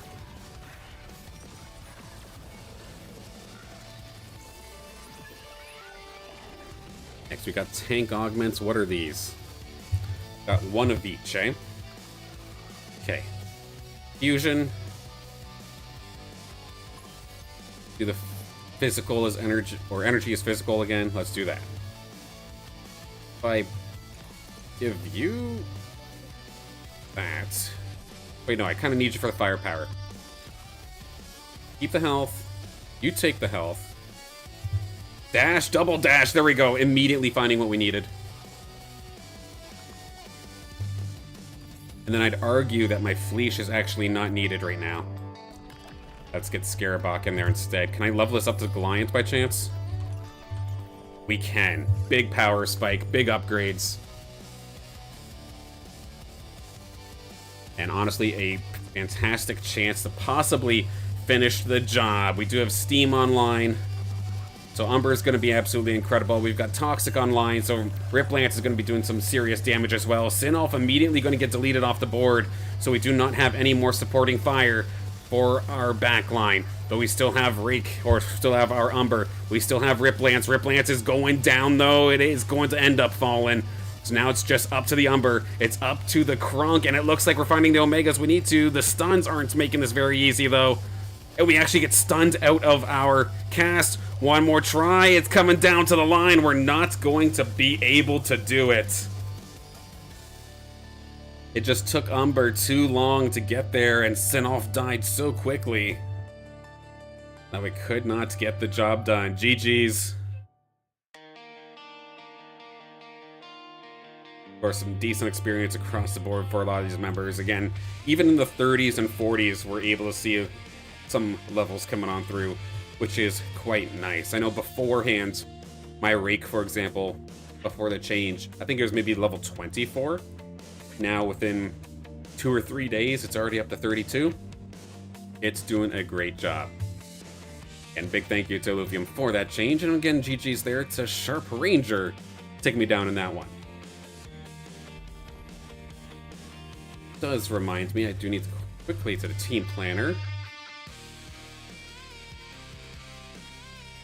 It was my Greater Fleesh, I believe, that I needed to level up. It's now this guy. Yeah, these two are the ones I need to bring onto the field. We have time for one more, potentially. Let's queue up one more time.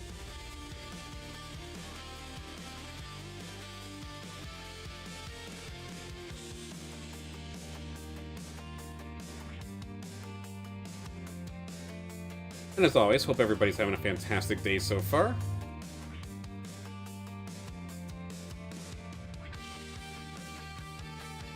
little bit of a quieter day, but that's alright. I know the stream has just been a little bit more of a chiller stream.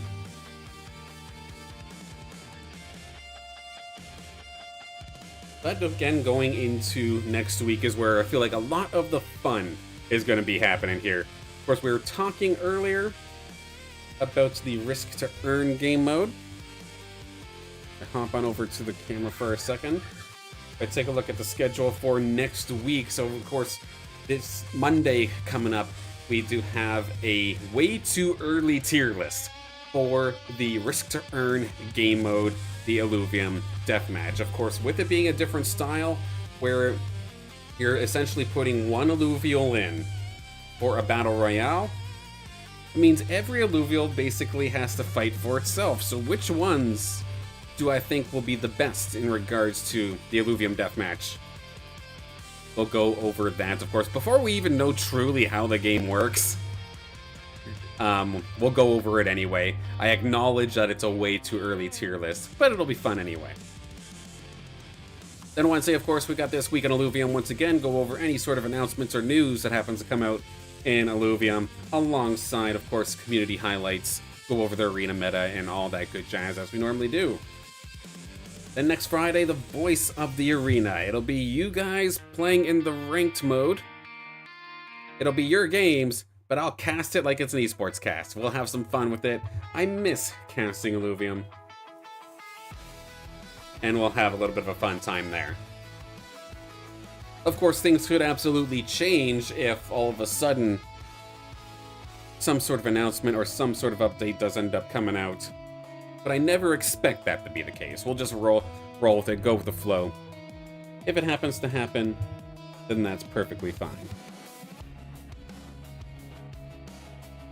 I just quickly hopped onto the Discord. Celeris, am I on your TV? Let's go. I hope you're having a fantastic day. Did not expect to see that when I turned on the Illuvium Discord.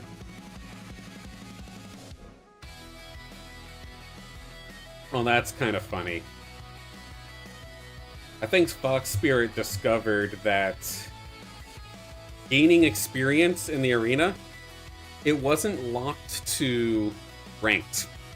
So you can actually just hop into casual and farm experience that way. There's a reason why there's pro gamers, right? They're going to be the ones that find, not the exploits, but they'll test every variant to make sure they can find the most cost-effective and time-effective way of getting to the top. So shout out to Fox, that's actually kind of funny. It has been acknowledged that that was not intended, though, so I imagine that will be switched up in an update.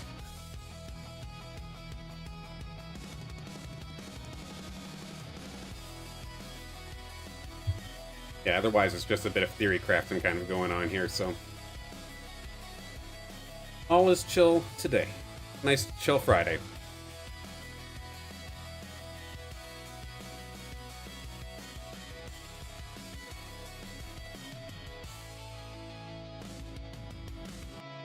Yeah, this season has been something else. I am not used to playing this much Illuvium Arena. As you can see with my rating 2626, that is easily the highest I've ever had it by a long shot. I think before this season, the highest I ever got was like 1,800 or something along those lines. But I've just been having a lot of fun with the arena side of things overall.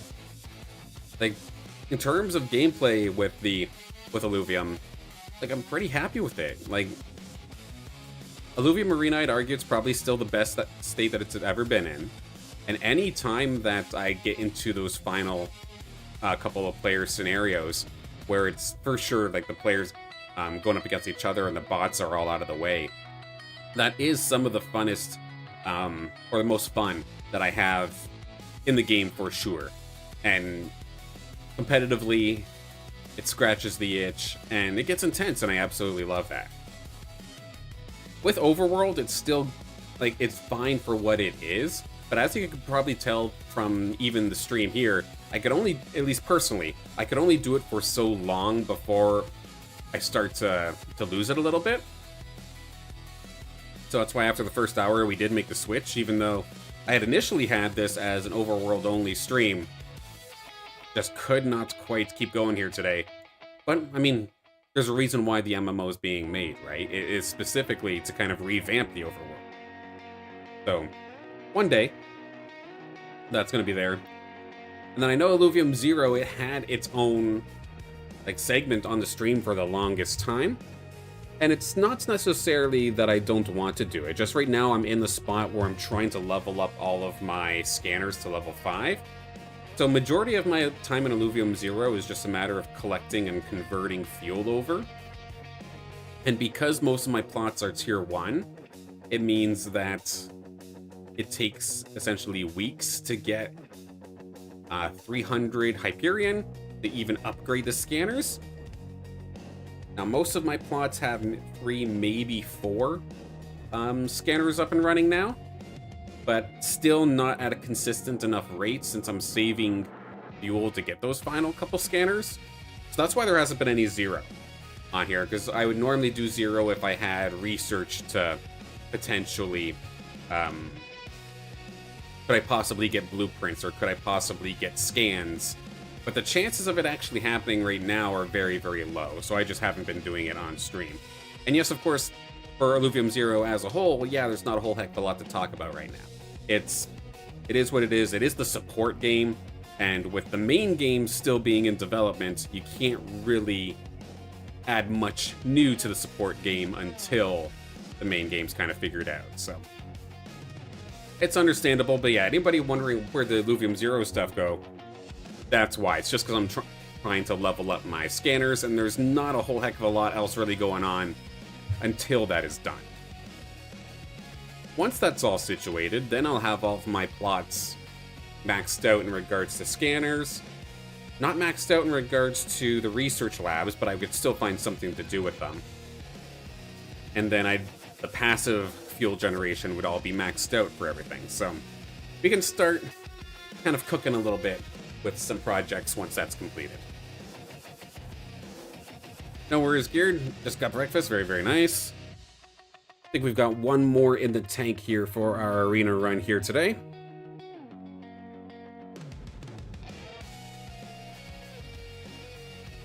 And then in regards to the weekend, it should just be a little bit of an off weekend. Of course, the kids are off already. A little bit of a long weekend there for them. We'll see how things go there. And there we go. We've got ourselves a game. Gotta try and get revenge here on Sharp Ranger taking me down from last time. That was a good back and forth, though. I really like that game. Was a good move on their part, considering they were originally all bunched up in the corner, but it's like, okay, yeah, you do that, my Sinolf is going to absolutely shred you. So good on them to spread out. In terms of players, since I now know how to take a look, there is 4 of us total. Warrior Ace, Sharp Ranger, and Azteki. Took me a second there to figure out how to pronounce that.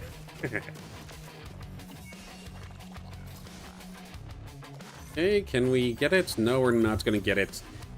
I always, regardless of which team I'm going for, look for that Restorating Impact Reactor.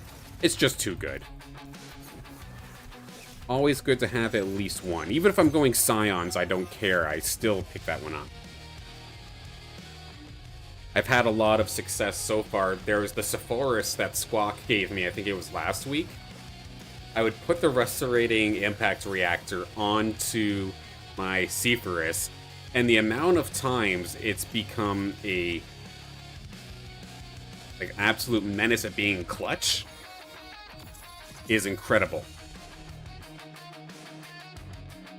Yeah, we only did the one game so far, Gear. There we go. We do end up picking up the Restorating Impact Reactor. Spin these around. Something like that. Here, if that's... Valente is going to dive on through. Let's kind of protect our team a little bit, kind of like this. And dive directly towards the Flish and the Ranger with our Rogue. Did I finish 8th? No, not this time. I did get 2nd. Sharp Ranger, actually, the same player we're playing right here, took me out in the end.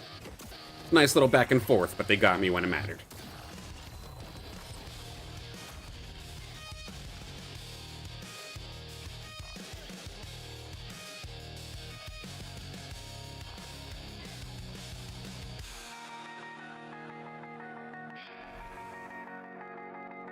Now let's take a look for weapons. We can still check and see what else everybody's doing, even though we're on this screen. So Sharp Ranger going for fire. Warrior Ace has air. This Techie does have... Well, to me... I mean, I could very well try the same team comp again if I really wanted to, but I think I'll go for the Ripple Flail this time. Part of me doesn't want to do the same thing twice if I don't have to.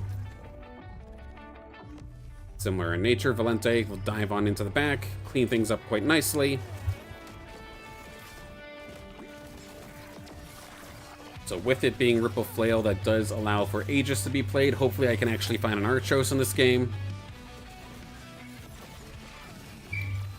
If I didn't know any better, the way that Warrior Ace is set up currently screams either Tempest or screams Shock. We do see the T-Roo there. I'd be very, very surprised, though. Nobody really willingly goes for Shock.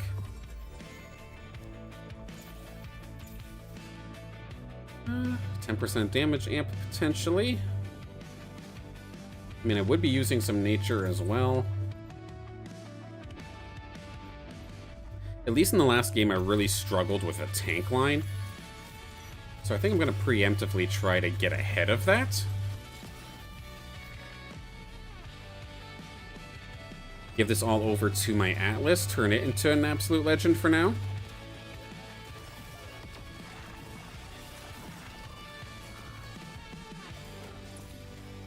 So far so good, no issues there.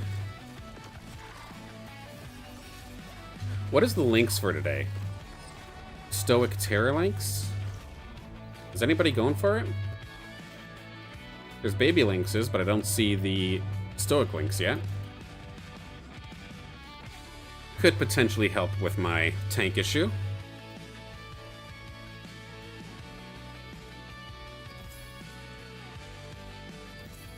Over here. Don't need that one since we do have Archos. In fact, I could probably take the Valente off. Let's get you back in here kind of like this.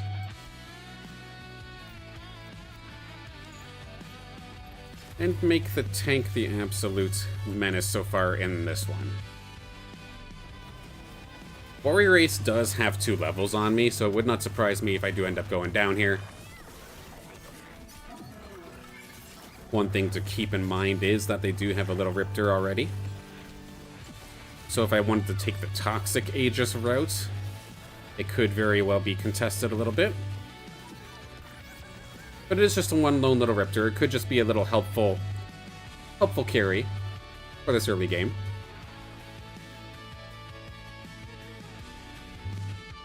And after this round, we'll be all caught up in regards to income.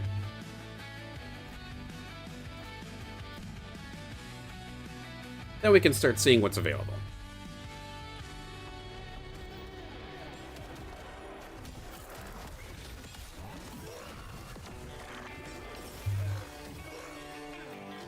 Scoop these up.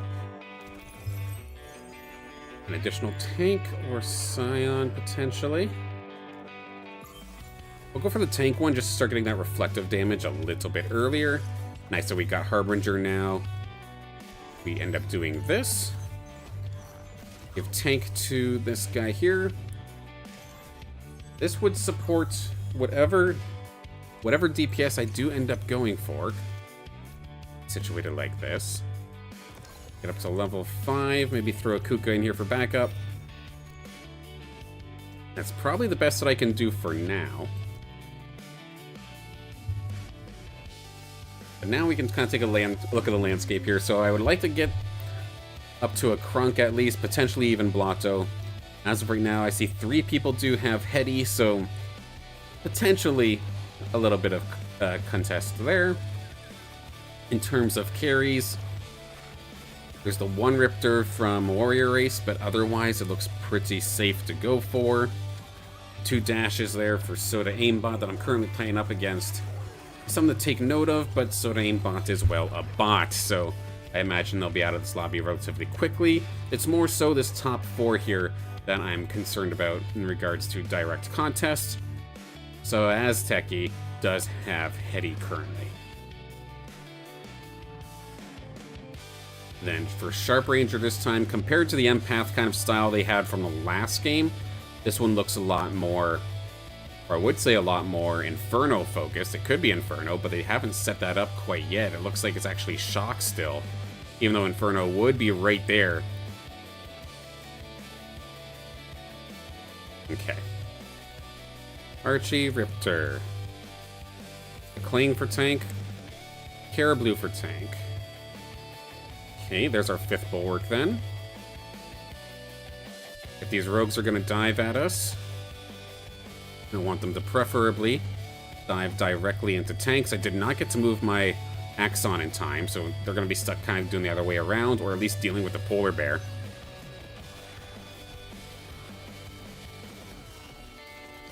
They did end up going for Inferno, so good there for Sharp Ranger to make that swap. Gonna be my Axon versus 4, it looks like, to try and finish this one off. Even though we do have the Restorating Impact Reactor, again, this Axon's not necessarily a carry, so I imagine they'll maybe take 1, maybe 2 down, but I don't see them winning this fight. They're gonna make it close, though. I'll give them credit, they're doing a great job. I mean, hang on here. Oh my god, it just 1v4'd. There we go, Axon. I was not expecting that in the slightest. Will absolutely take that. I call that a fluke. Honestly, I don't blame you. We'll absolutely take that, though. Okay, Riptor, come play. I'm going to lose the Harbinger for just a minute here. We get Toxic now online. Little Rip. Not quite how I want to set it up. Puka, sure. Where is the dang Archos?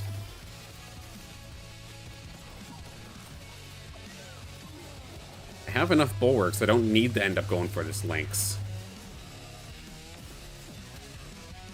Whole lot of nothing. And Azteki here already has the Squiz, so it's just raining down lightning from afar this entire time. And because I did try to set up my Riptor, my Axon does not have the Restorating Impact Reactor anymore. We will lose this one.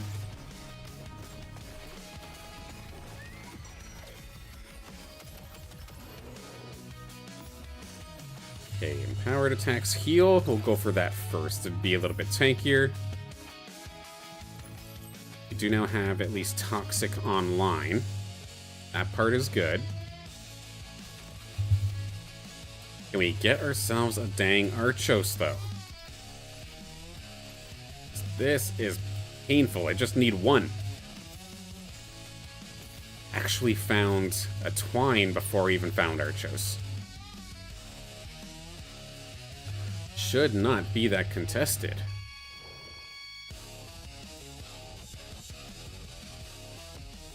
Let's do this formation around my Archie for the time being, so all of my tanks can at least stay within healing range. should get us through the majority of the opponents, but there will be a few players near the top that I need to worry about. And there is not even a single Archosim. Okay, no, there's the one. Trip, the bot here, does have the one. Bugger.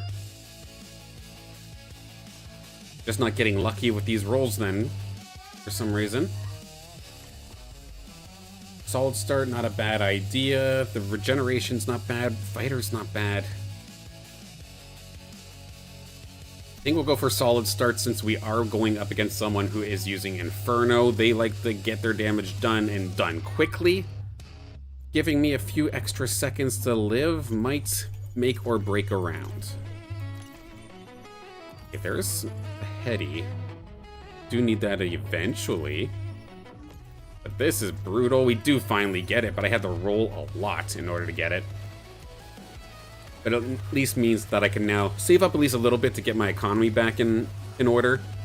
Then we can move for other levels. What am I missing? We got a support crate here. And just do this one to help with the tank line healing. Okay, level up here. Let's bring on a little bit of support. Let's bring the Cuculus in. Now that we do actually have Aegis online, I do something kind of like this. Doing it this way lets us boost our little Riptor. If I give the Omega Power over to this little guy, Omega Power every couple seconds plus Omnivamp, we'll give that a shot. So now, while Riptor is just a little guy, the one thing that I did make sure to do is at least level this guy up. And it's probably one of the higher level Deluvials that I do currently have. It is a 37, even though it's just a baby stage. So it can pack at least a decent little punch. But once it becomes Riptorous, then it becomes Old Faithful, or Old Reliable. We kind of got a glimpse of it a little bit in the last couple of rounds in the last game where the emergency Rip Lance came through. But it wasn't Aegis buffed or anything. This time it will be. Blink over, no thank you. Just do this one. Extra credit over to the levels. Next round we'll be able to level up some. Gonna line up a little bit more, maybe move my Aegis setup a little bit more central. This way I can kind of do a little bit of a different arc. I can kind of control the pathing a little bit better.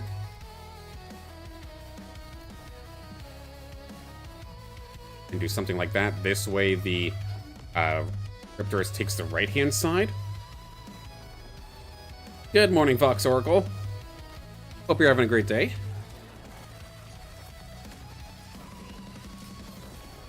Good little stun there from the Cuculus right before that Vermilior, or Vermilio, got the shot off.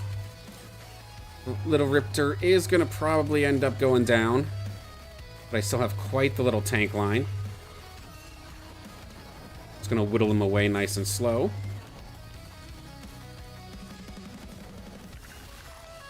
And in just a pure numbers game, going to be able to get the job done there.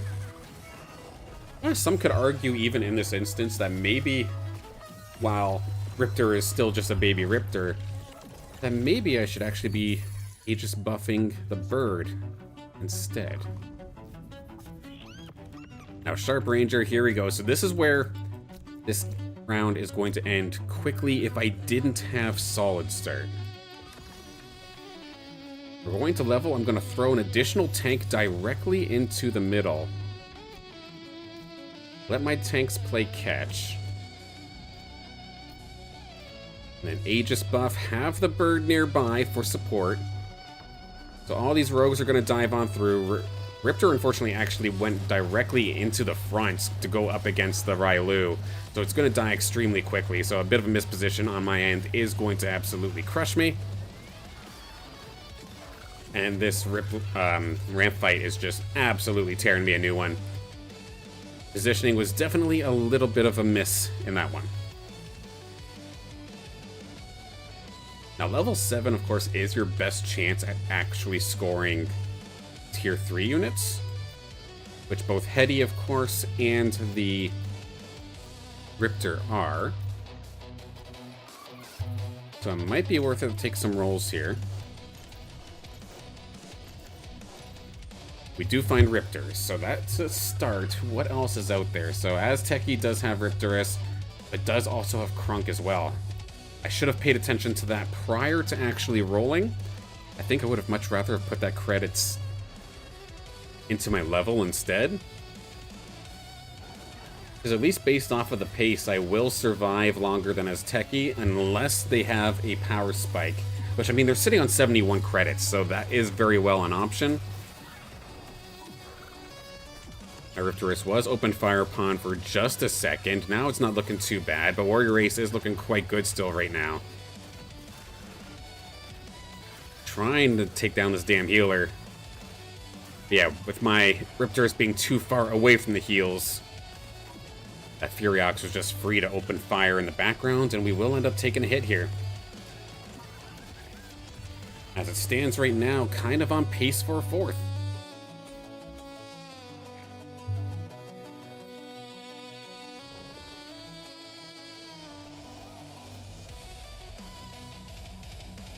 What to do, what to do. Okay, so it's Techie. Yes, they do have the Riptorus, but at least there's only the one Riptor outside of it. What are they even going for? It's this Bulwark Fighter? Interesting.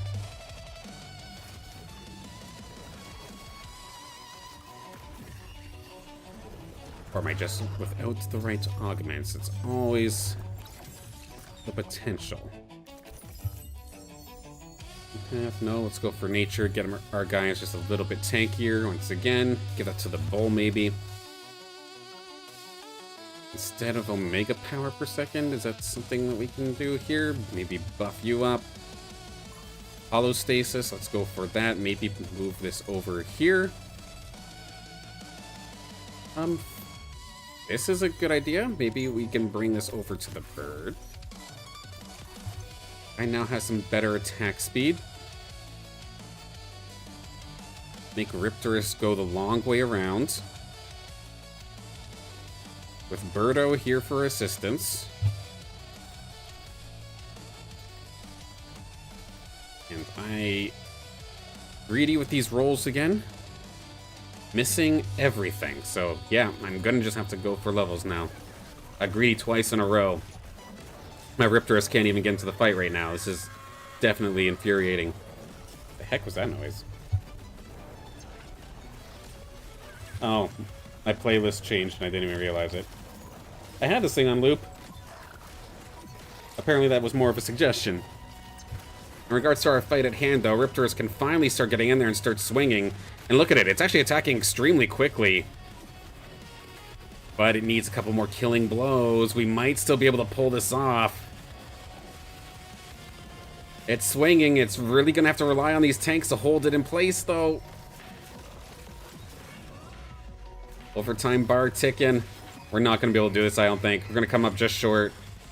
Yep, just short. Very, very close. How many tier 3 units do I have right now? One. I mean, if I don't add any more, this could make sense. We could try at 30% attack speed. I don't have much time for anything else, so let's get up to another level. Let's bring an Ador in, actually, here. Give you the Omega power. And this could very well be a kill shot because this is Crimson Waste. So let's spend what we have, I feel, as best as we potentially can.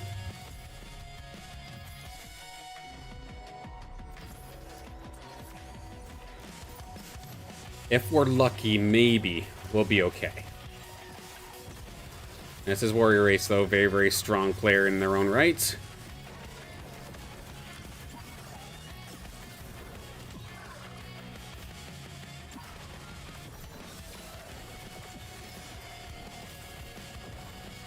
Every time I speak, the humming sound comes back on. That's unfortunate. Just like this fight here, where we are eventually going to shred it down. I look away for 1 second, and it looks like our Riptorus did end up taking a trip right to its own demise.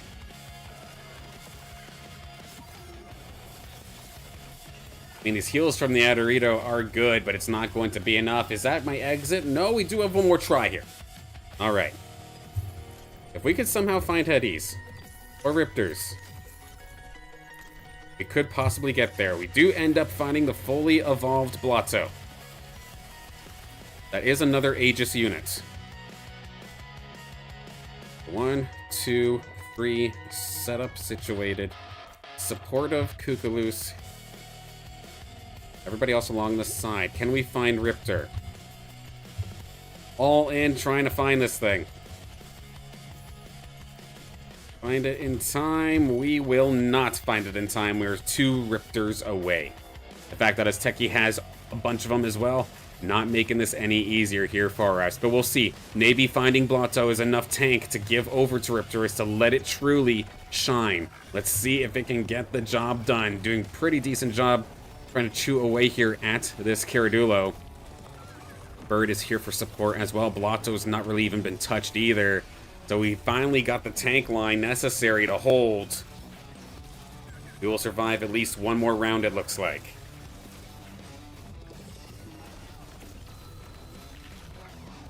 And now it's not there. It's just one of those days, I suppose.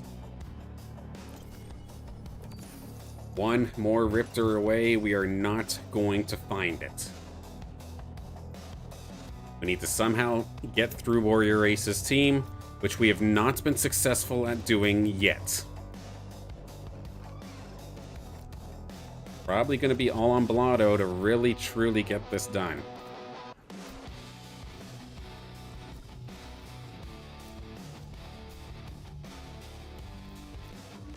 Put Cuculus over here as well for the potential to stun this ramp fight. Can we burst this bugger down? We do. There we go. That was actually really, really good. But now Blotto's got to get back into the fight, and it's just a chubby little Komodo dragon. It takes its sweet time getting anywhere. So far, this isn't looking bad, but that Furiox in the background still has been opening fire, and it seems to have locked onto the Riptorus. That is not good. Oddly enough, though, the bad pathing might have saved us for just a moment's time, though. Riptorus was able to turn around and get out of range. Boris is shooting at this Blotto, but now all the backline has turned on to my Riptorus. That is my only damage. But the heals and the tankiness is actually going to keep us in this game. Oh my goodness, we hang on by a thread. And Azteki's down, which means, in theory, there it is. The Riplants will be able to show up. Now, the humming that you were hearing might have been the bathroom, because oddly enough, the bathroom is technically on the same wall with me here. So whenever somebody turns on a tap, not just in my room, but if the person below me turns on the tap for a tub, a humming noise does go through. But it could have been potentially my PC revving up a little bit as well, for sure. Oh, now we find more Riptors. Interesting.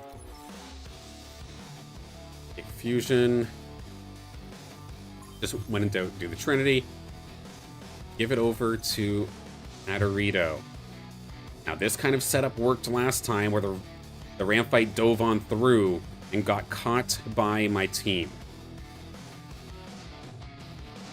Need to do something different, and there's nothing that's really truly worth rolling for as of this moment. There is going to be no big upgrade that I can truly get here. I'm going to move a Caradulo back as well. There's a lot of rogues that want to dive in, just so my guys don't get completely swarmed. We'll do it that way. For some reason, my Riplants actually went straight up. It didn't turn around, but maybe it can help catch out this Monarch. Not going to be able to take it down, but at least takes it down to about half. Everybody, for the most part, is kind of stuck here onto the ramp fight.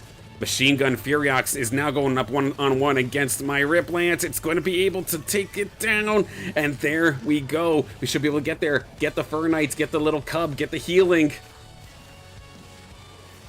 And Sharp Ranger currently leading this lobby.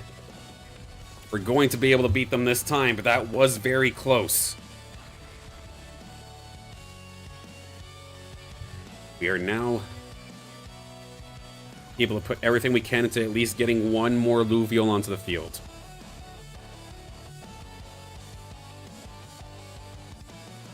How do I want to change this? Do I want to change this?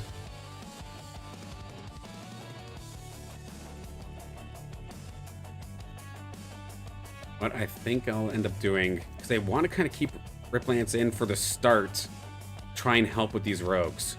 Don't go running away per se, not yet. And then the final move that I think I'll end up making, we're going to actually grab a Rye and throw it into the middle to get a fighter buff to make Rip Lance actually faster at attacking.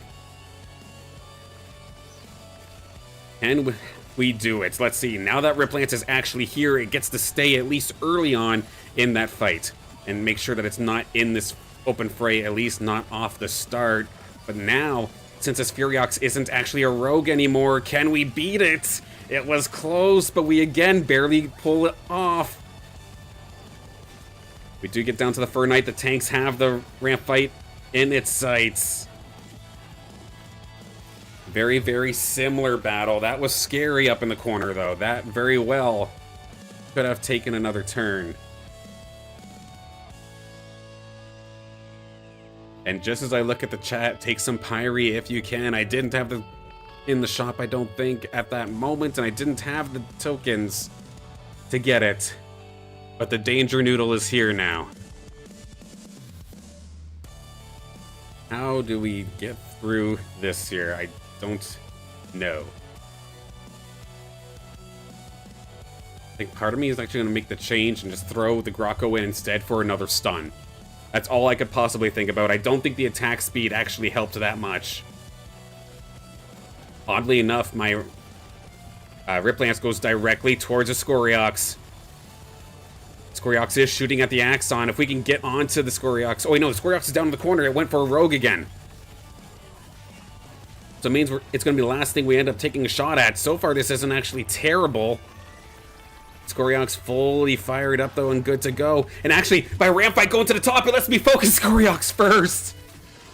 The ramp fight using its Omega actually cost him the fight that time, I think.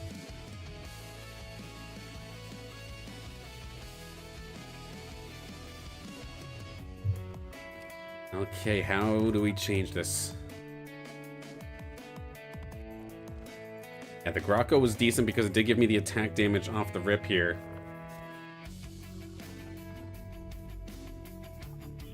Wonder.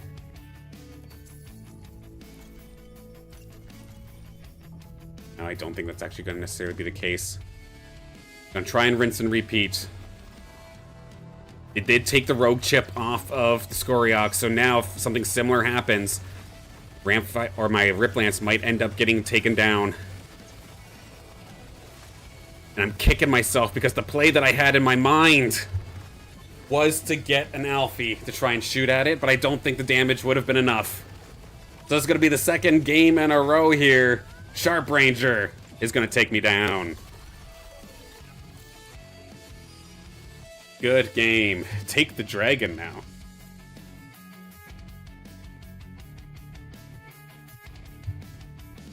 Definitely one of those games where I'm going to need to do a little bit of VOD review on myself, so to speak. Try and get a better idea of what I should have done there. But a very, very good game.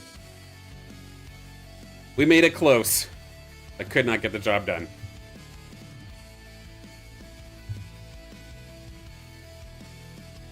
But again, thank you everybody for tuning in. I know it was a little bit of a quieter stream, not necessarily the most eventful of ones, but still definitely appreciated everybody for tuning on in here.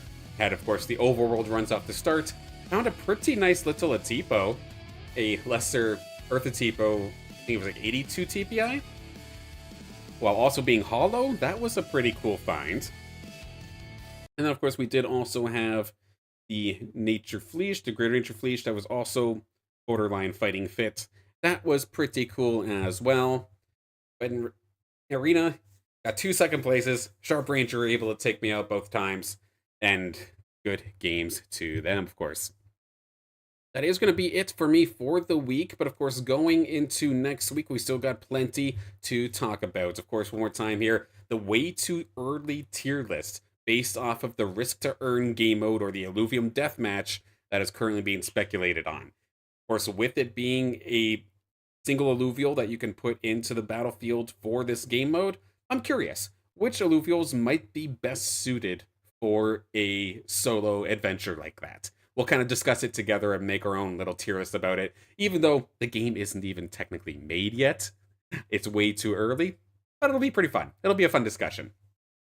And of course, Wednesday, we've got This Week in Alluvium news, any sort of announcements, as well as community highlights, of course, going to be on the docket there for that one. And then on Friday, the voice of the arena. I miss commentating in an esports style here for Alluvium, and I want to kind of get back on that. A little bit of a practice of sorts, but any ranked games that are going on at the time, it'll be my opportunity to cast on top of those. So if you want to line up some ranked games for that, by all means, I'd love to be able to cast it.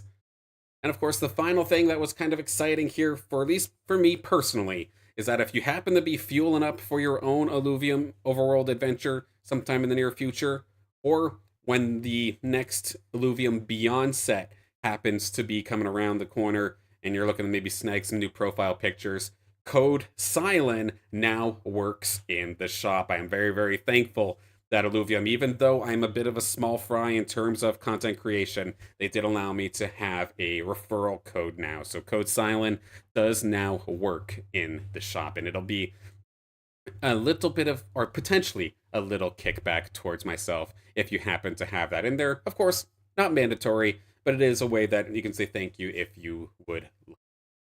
But at the end of the day, I'm just happy that you are here, and all of that is definitely not mandatory. I'm just happy that you're here. But again, that'll be it for today. Thank you all for tuning in. I will see you next week for another awesome week of Alluvium action.